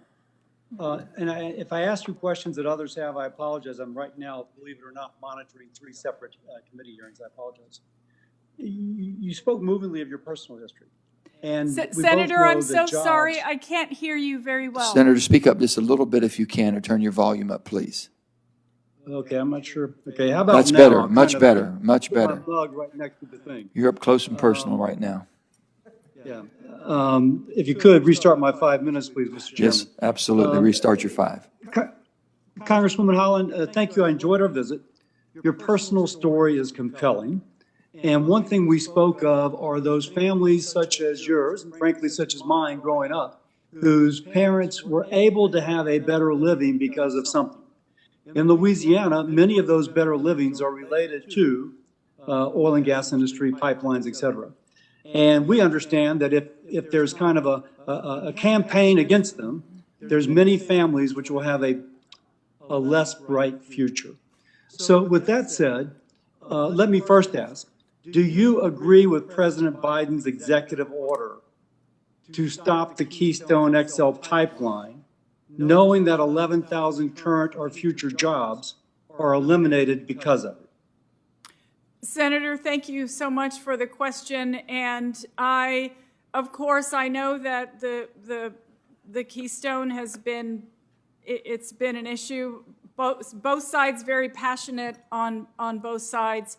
And with respect to President Biden's decision, it is his decision. He's the president. And so. So then let me ask you this. And in the context, Senator Barrasso mentioned kind of your attitude, that your perception as to how Republicans view science. So if I could point to a State Department report based upon science, which said that building the pipeline lowers global greenhouse gas emissions, if you were the president, would you eliminate the pipeline with the 11,000 jobs and the futures that are less bright for those families, knowing that by not building it, based on science from the State Department, we would have increased global greenhouse gas emissions? Senator, thank you. I will be happy to read any report. I'll be happy to be briefed. No, on but I can any of stipulate, these if you'll issues. just stipulate that, because that is a State Department report. That is the science. I'm just hoping, no offense, that Democrats pay attention to the science, and that's the nature of my question. So if you can accept that as a stipulation, I'm willing to get it for you. But I'm just trying to understand, is this administration going to be, and will your department be guided by a prejudice against fossil fuel, or will it be guided by science? Senator, if I could just take the liberty of saying prejudice on fossil fuels perhaps isn't the way I would describe it. I would say that President Biden is feeling in moving toward the tremendous opportunities that we have in diversifying our energy That's resources. it's kind of dodging my question, Congresswoman, and I don't mean to be rude, but if is your department going to be guided by science or by something other than science? Let me put it non-prejudicially, because clearly the Biden administration was not guided by science, and Republicans, by the way, are guided by science. I'm just seeing if this administration will be, and if your department will be. I have stated many times that if I am confirmed, that the Interior Department's decisions will be guided by science. Thank you. Now, there is a Wall Street Journal article recently pointing out that if the United States cuts its production of oil and gas, global demand will not be affected, but global supply will come from other countries. Intuitively, does that make sense to you? I beg your pardon, Senator. I apologize if you could just repeat that once more. So there was a recent article suggesting that even if the United States decreases production of oil and gas, that global demand will continue the same. Well, so, I'm sorry, go ahead. No, I understand. I mean, we're hoping that when we create some of these clean energy opportunities, that perhaps that will change. So when you were introduced by Congressman Young, he pointed out that 80% of a barrel of oil does not go for propulsion, rather it goes for the plastics and chemicals essential to modernity. For example, making the products that go into a wind turbine, the carpet that we are both looking at right now, whatever room we are in. So given that, even if we have clean energy, that 80% of it goes for non-propulsion purposes, would you agree that it's quite likely that even in the rosiest scenario, there will continue to be demand for oil and gas? Yes, Senator, and I did say that in my opening statement. So I guess I'll finish by asking once more, even if we decrease production, is it reasonable to assume that global demand will remain roughly constant and that supply will come from other countries? Well, I appreciate the logic that you're explaining to me. I guess I would hope that that moving forward, we will all realize that we have a stake in our own future. And oh, I so believe that. I'll close by saying this, and it's the future of those families who just lost their jobs because of Keystone XL pipeline being shut down, and others involved in an industry producing a product that will be used worldwide. But perhaps if we're not guided by science and logic, they will lose their future. That's my concern. And I'm not being personal with you, but I am trying to represent those families right now who can't speak, but whose jobs are being cost for a political agenda, not based on science. I yield back. Thank you, Senator. Senator King. Senator, I think you're on mute. You're getting close to unmuting, I think. You've been unmuted, it says. Now you're great. good. Now I'm with you. You're with, yeah. We'll get you back. Thank you very much, Mr. Let's Chairman. put 5 minutes back on the clock for Senator King. Thank you. I first want to tell our witness that about almost 20 years ago, I took an RV trip with my family, and for the first time in a serious way visited the Southwest and found that the landscape was so completely different from where I live. It was a real revelation. Bandelier in New Mexico, White Sands, the travel that we did in that area was just, as I say, a revelation. And therefore, if confirmed, I want to invite you, Representative Haaland, to come to New England, and particularly to come to Maine and visit our incredible national park, Acadia, and the Katahdin Woods and Waters National Monument, which is only 4 years old, but is already having a positive impact on the region where it's located. So I would love to welcome you to Maine, and hope that you will take advantage of that invitation should you be confirmed, which I hope will be the case. thank you, sir. Yes, I'll come. Thank you. Good. That was the right answer. You're doing great so far. Many of us on this committee supported very enthusiastically the Great American Outdoors Act, which passed last year, as you know. But there were some disturbing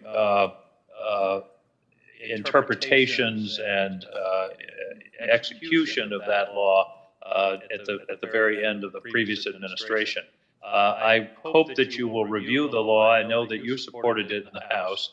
And be sure that the implementation is corresponding to the intent of Congress. I have a pet motto that implementation and execution are as important as vision.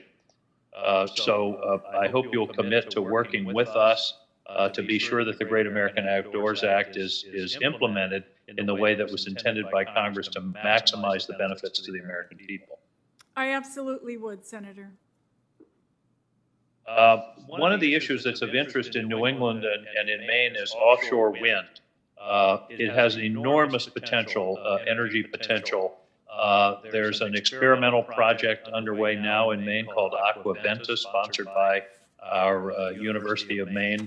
And I think one of the important areas that you can pay some attention to is the regulatory process and the timeliness. My approach has always been, we want the toughest regulatory or the toughest environmental rules in the world, but we want the most timely and predictable process.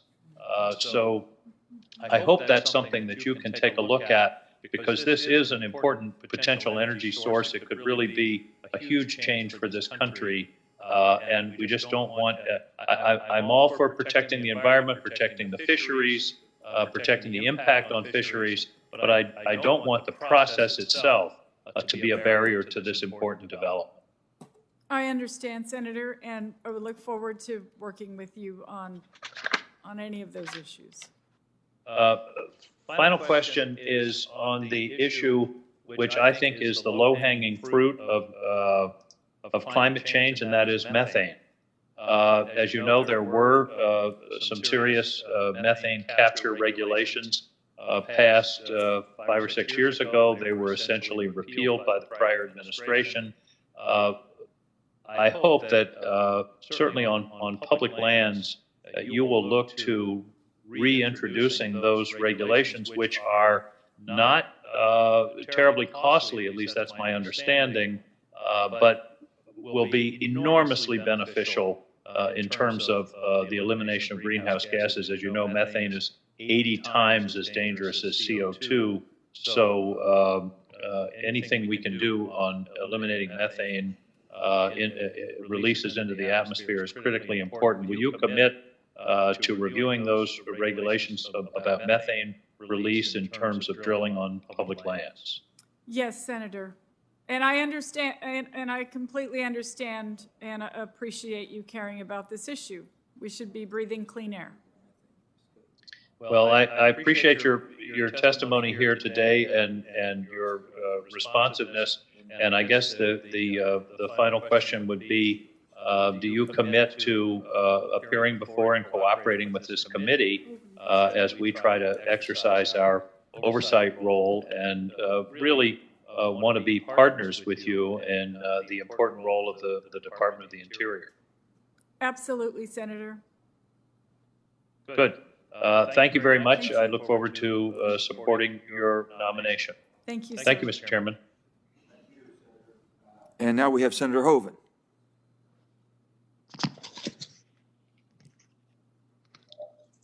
Senator Hoeven, you're still on mute. Okay. Can you hear me now, Mr. Chairman? We got you. We got you, sir. Thank you very much, Mr. Chairman, and to the ranking members as well, and also to Congresswoman Haaland. Thank you for being here today, for your testimony, as well as for visiting with me on the phone earlier. I appreciate it very much. In North Dakota, we're an energy powerhouse for this nation. We produce energy really from all sources except for nuclear power, including renewables, biofuels, and wind, as well as fossil fuel, coal-fired electric, and oil and gas. We are the second largest oil producing state in the nation, producing about 1.3 or 4 million barrels a day now. One time we were over 1.5 million. We'll probably go back well up over that. Second only to the state of Texas in terms of oil production. Now, we work very hard to have the latest and greatest environmental standards. We continue to work that. We want to be an absolute leader for the country in carbon capture and sequestration. That being said, we've got to have transmission lines and pipelines to move energy to market. We've got to have that infrastructure. A very good example of that is the Dakota Access Pipeline, which has now been operating for 3 years safely, moving well over 500,000 barrels of light sweet crude oil a day to refineries, particularly in the eastern part of the state and other part of the country and other parts, which would otherwise have to get their oil from OPEC, Saudi Arabia. Instead, we produce it here with good job creation. So in the case of the Dakota Access Pipeline, which I say has been operating for 3 years safely, you were there and protested the pipeline. Are you still opposed to that pipeline? Senator, yes, I did go to stand with the water protectors during that several years back. The reason I did that is because I agreed with the tribe that they felt they weren't consulted in the best way. I know that tribal consultation is important, and that was the reason that I was there. What is your position on the pipeline today? Well, Senator, I know it's an important issue for you, and I understand that. I also agree that whenever these projects come up, that we absolutely should make sure that we are consulting with tribes if, in fact, these projects do affect their lands, their sacred sites, and the like. So I understand. I'm sorry. Did you go ahead and finish? I didn't mean to interrupt. No, sir, I am happy to get briefed on any of these issues if I'm confirmed. And of course, Senator, I would listen to you and consult with you and work with you to the best of my ability. Well, I certainly understand the importance of tribal consultation, and that's been going on extensively, and it continues. Right now, the Corps of Engineers is conducting an environmental impact statement pursuant to ongoing litigation. As I say, this pipeline's been operating for 3 years safely now, moving more than 500,000 barrels of oil a day. But the Corps is going through an EIS process to comply with a court order. Do you agree that it's important for the Army Corps to complete its review in a fact-based, objective manner and to do so promptly? Do you agree with that? Senator, thank you for the question. And yes, thank you also for raising the issue that it is the Army Corps of Engineers authority. Where any of these issues come into the authority of the Department of the Interior, if I'm confirmed, I will absolutely give those things my attention. But your answer is yes, the Corps should go through the proper process and complete its EIS. That is your position. Senator, I think everyone should follow the law. And if that's the law, then absolutely.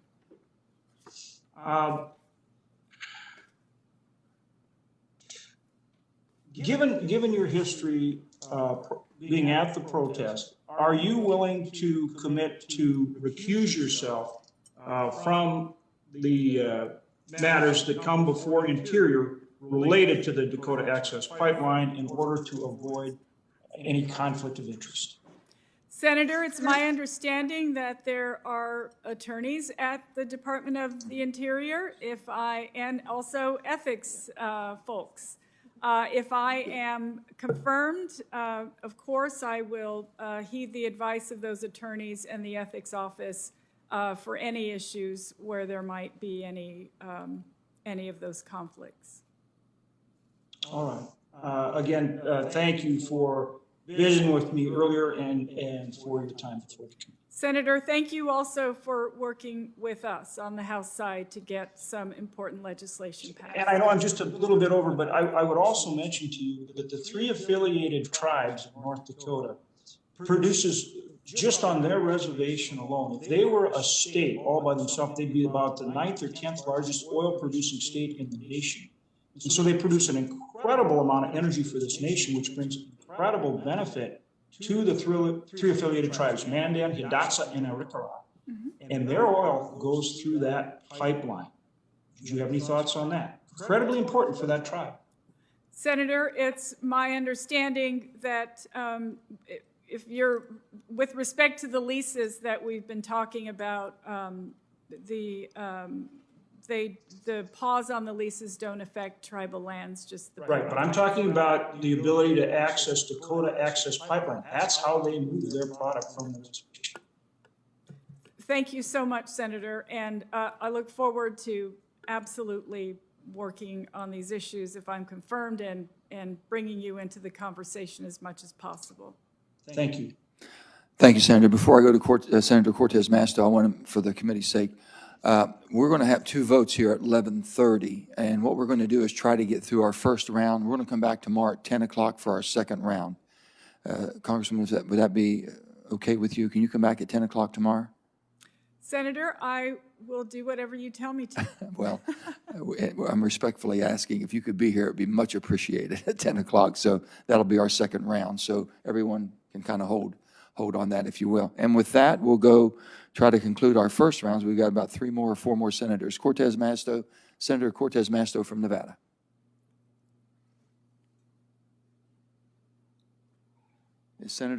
Do we have Senator Catherine Cortez Masto on? Pass the gavel to Senator Van Hollen. Thank you.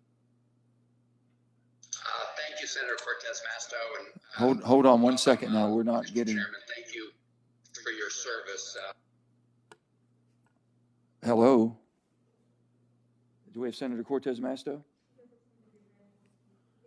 Okay, we're going to go to Senator Cortez Masto. Must not be available right now. She might be voting, and we'll go to Senator Hickenlooper, Colorado. Senator Hickenlooper?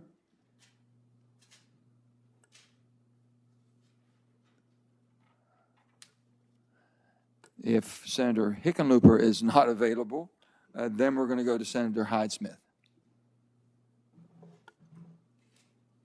Thank you, Mr. Chairman, and welcome Congresswoman Haaland, and congratulations on this historic nomination to be Secretary of Interior. And I'm hopeful that through this confirmation process, we can gain a deeper understanding on how you intend to lead the Department of the Interior if you are confirmed. And as a Congresswoman, and I think you came in 1999, you've been there 2 years, a little over 2 years. I was elected in 2018 and sworn in 2019. And since you have been in that position, you've gone on record stating, I pledge to vote against all new fossil fuel infrastructure and to fight instead of 100% clean energy.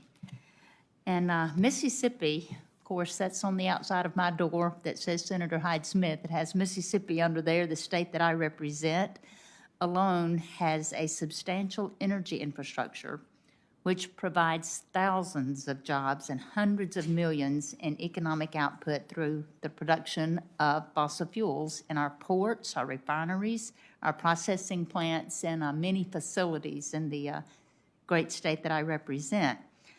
But by halting this production of essential fossil fuels, Mississippi jobs alone would be just decimated, leaving families without a source of income during an already troubling time economically. And halting offshore energy production would also deny my state resources that are now dedicated to conservation and other very good works. Frankly, your positions on energy are alarming to Mississippians. And what do you recommend I tell my constituents that are directly affected by this to assure them that their livelihoods and the way they make a living and provide for their families are still secure?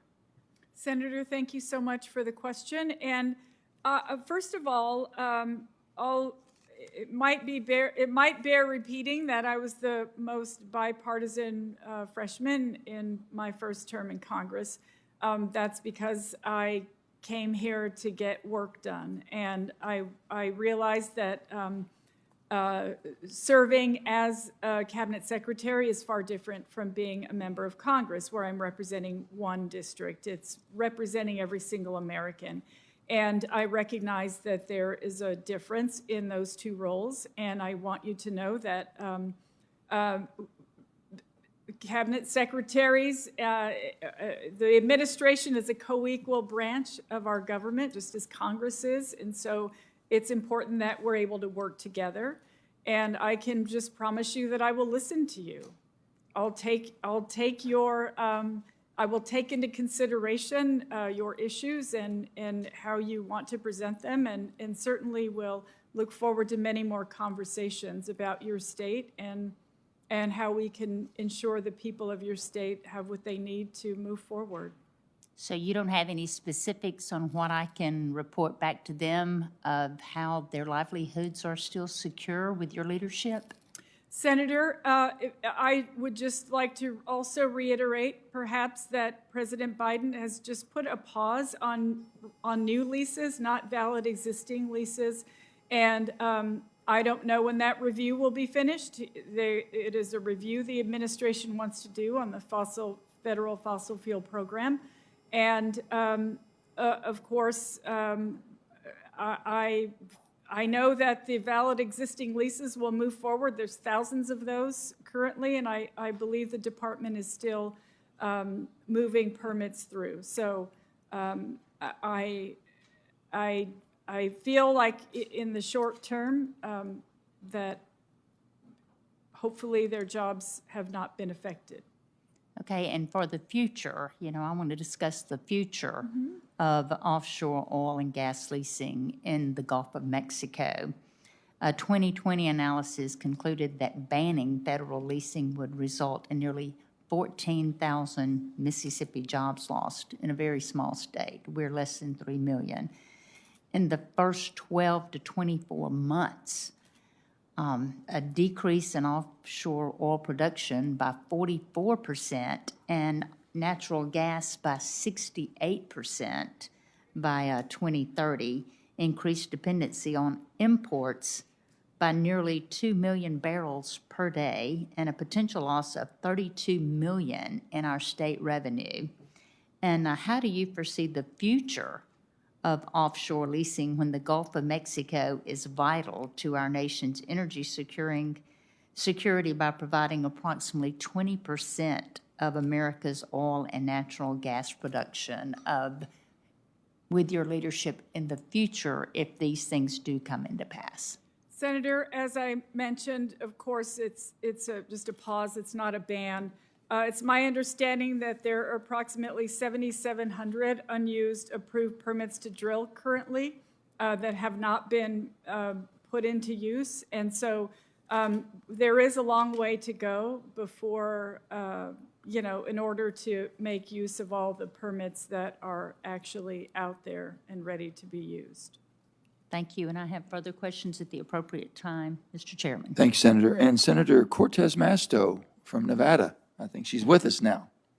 I am, Chairman, thank you. Thank you to the ranking member. Congresswoman Haaland, thank you for being here today, and thank you for your dedication to public service and for your family's long history of military service to our nation. I also recognize as a member of Senate Indian Affairs the historic nature of your nomination as the first Native American woman nominated by the President to lead the Department of Interior. I want to thank you for taking the time with me prior to this hearing to go through some issues and talk about how we can collaboratively work together for the state of Nevada. As you and I previously discussed, over 80% of the land in Nevada is managed by the federal government. About 63% is specifically managed by the Bureau of Land Management. So public lands are vital to my state's economy, whether that be mining, grazing, outdoor recreation, and other means. It is so important that we have a good working relationship with the Department of Interior and the federal government. As you and I discussed, there's so much land that the BLM owns, particularly small parcels throughout the state of Nevada in many of our communities and metropolitan areas. And that's why over the years, Nevada has made a point of looking at how we can improve always our working relationship at the federal level. So having greater interagency and intergovernmental collaboration on permitting and compliance is important. Having the BLM prioritize numerous pending realty applications and recreational public purpose leases is important to us. Making sure that there's greater alignment between BLM and state and local governments on renewable energy and transmission siting is important to Nevada. And prioritizing the distribution of funds from the Southern Nevada Public Land Management Act special account for regional conservation and environmental enhancement projects is important to Nevada. So Congressman, can I have your commitment that you and your staff will prioritize efficient land management and greater collaboration with the state of Nevada? Yes, Senator. Thank you. Thank you. And then let me touch on something that I know I was listening to some of my colleagues talking about, but I want to put this in perspective. There's a lot of speculative oil and gas leasing on federal lands, and that is a concern of mine. And in recent years, the BLM has spent an inordinate amount of time and resources offering vast acreages for oil and gas development on lands where oil and gas industry doesn't really have any development interest, and on lands that have little to no potential for development. Making these lands available for leasing only fuels the speculation industry, and it really wastes BLM resources while locking up the land from being managed for purposes like wildlife habitat preservation and outdoor recreation and grazing. So I introduced the End Speculative Oil and Gas Leasing Act. I would ask you to commit to reviewing my bill and considering the value of implementing this policy. Will you be willing to do so? I'd be happy to review your bill. Of course, I will have to read it first. I would love to work with you in any capacity on issues you think are important, and look forward to getting to know that more. Wonderful. Thank you. In addition to all that we have discussed and more, I have worked very hard with my colleagues in Nevada and impacted communities and industries on alternative proposals to the Defense Department's modernization proposals for Nellis and Fallon training ranges in my state. In both instances, the Air Force and Navy have sought to expand their operations, which have substantive impacts on lands managed by the Interior Department, including wildlife refuges, popular recreational areas, family farms and ranches, and important tribal and cultural resources. The Department of the Interior must be actively engaged in these discussions and finding reasonable, workable, and collaborative solutions. If confirmed, will you commit that the Department of the Interior will seek to work with all of the stakeholders to find such solutions? Yes, thank you. We will always work to strike the right balance, and I appreciate you caring about this issue, Senator. Thank you. And one final commitment I need from you. In the fiscal year 21 NDAA, I included an amendment creating intergovernmental executive committees between the military and the Interior Department to allow local, state, and tribal governments a public forum to collaborate with the military in providing advice and exchanging information on the management of natural and local resources on federal lands in Nevada that are currently used for military purposes. Will you commit to expeditiously establishing these committees?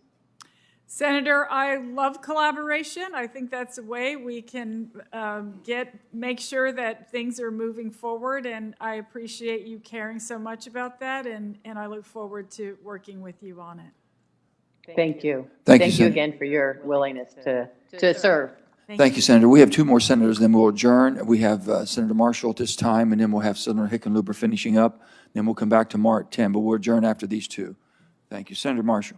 Thank you, Chairman, and welcome Congresswoman Haaland, and congratulations on your nominee.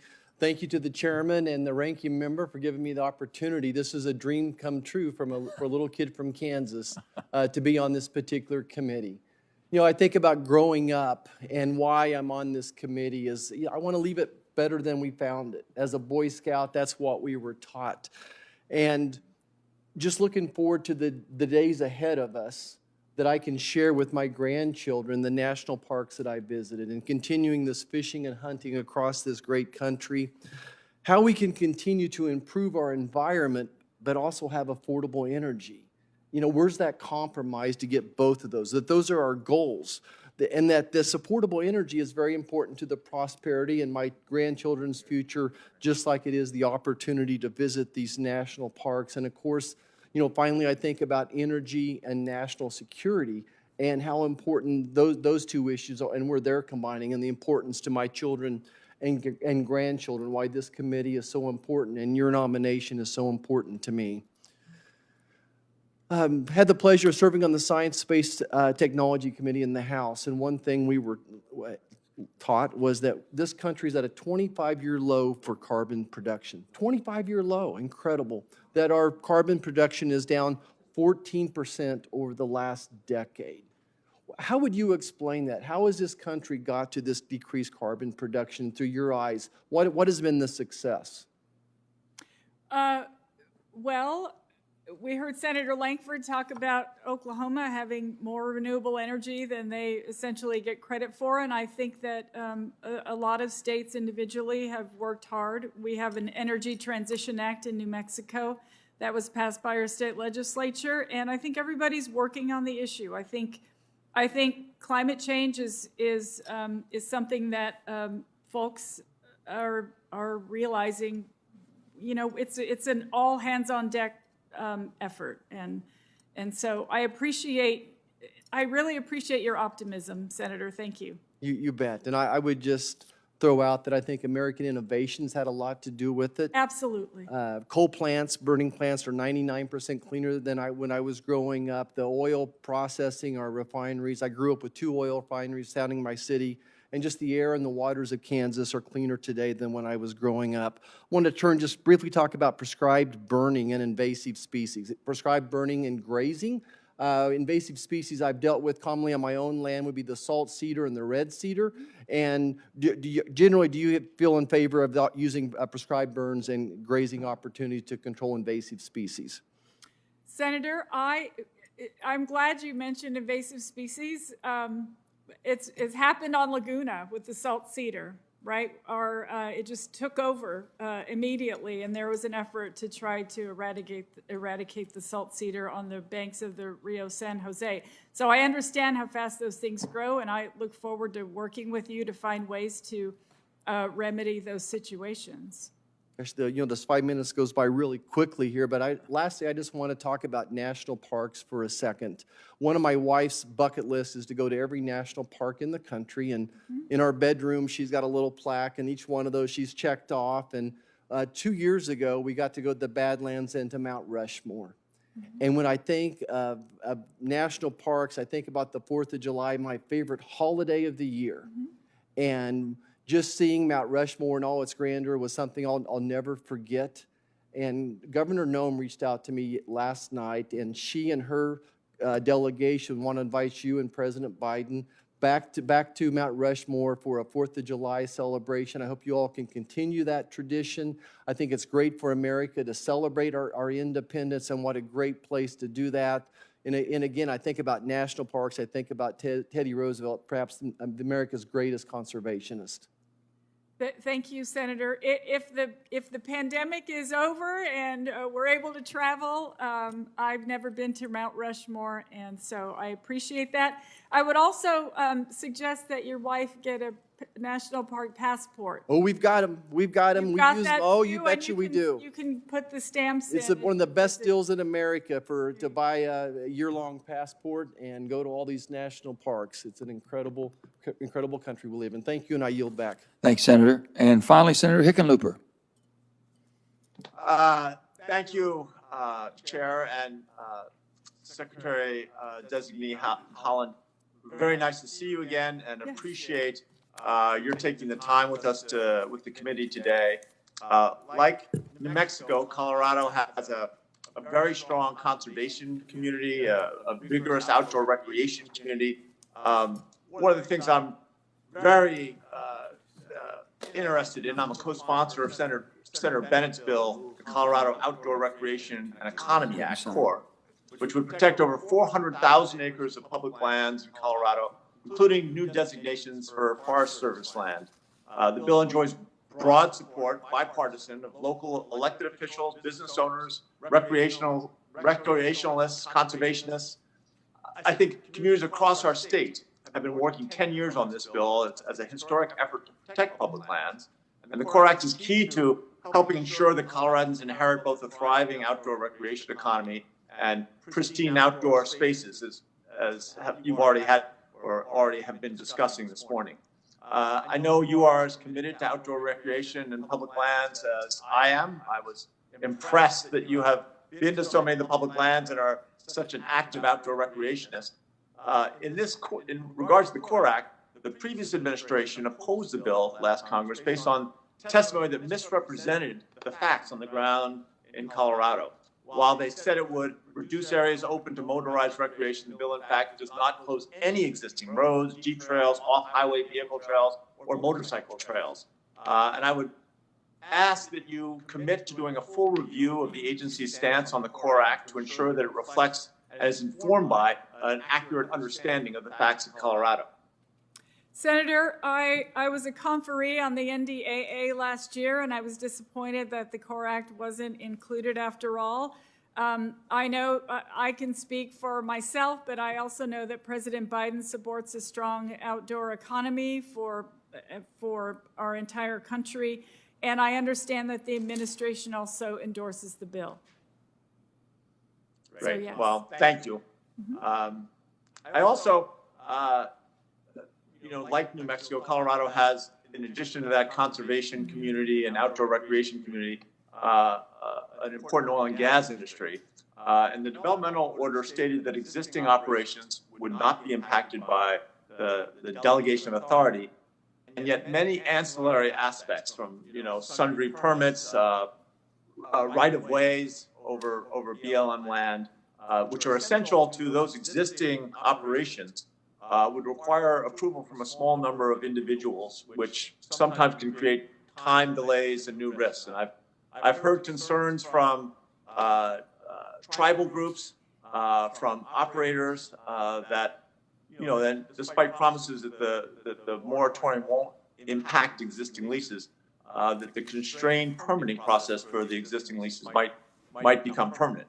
So I was hoping that you'd be willing to work with us to provide some certainty around those existing right-of-ways and existing permits, that they will be not negatively impacted. Senator, I'll be very happy to work with you. As I've mentioned before, the Congress is a co-equal branch of government. I think if we work together, we can get a lot accomplished. Perfect. I appreciate that. Thank you. And as you and I previously discussed, I strongly support keeping the BLM headquarters in Grand Junction. I know it's somewhat controversial. I've had conversations with a number of my Senate colleagues, particularly those representing states with substantial BLM lands, and I've seen broad bipartisan support for a headquarters office to remain in the West. I think we should absolutely avoid the mistakes of the last administration. But I think uprooting those 41 employees in Grand Junction and moving them again would be disruptive and likely result in the loss of even more BLM employees. The last administration, I don't think, managed the move properly. It was perceived as an attack on the BLM and trying to reduce its capabilities. And I think we haven't been able to realize the full potential of what a headquarters or more of those jobs, especially if they were dispersed across the West. And that those jobs were committed to protecting our public lands and looking at things like outdoor recreation and all the uses on BLM lands.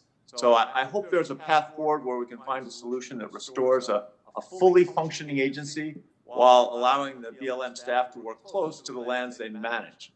As you consider this important issue, I'm hoping you'll commit to keeping an open dialogue and working with us Western senators. I'll absolutely keep an open dialogue, and if you're inviting me to Colorado, I gracefully accept. That was my next question, we'd love to get you out to Grand Junction and let you see the BLM land out there, but also see the new headquarters and what it looks like. Thank you, Senator. I'll look forward to consulting more on this issue with you, and I understand that we absolutely need to make sure that the staff members are, that we have a full team there at BLM. And just, you probably know this already, 90% of interior employees are actually outside of DC, so they're all over the place. And we applaud that. We applaud that. Thank you so much. Thank you, Senator. And the committee will stand in recess until tomorrow morning at 10 a.m. in the same room that we're in today. Thank you. Thank you. Thank you, Congresswoman. Senator.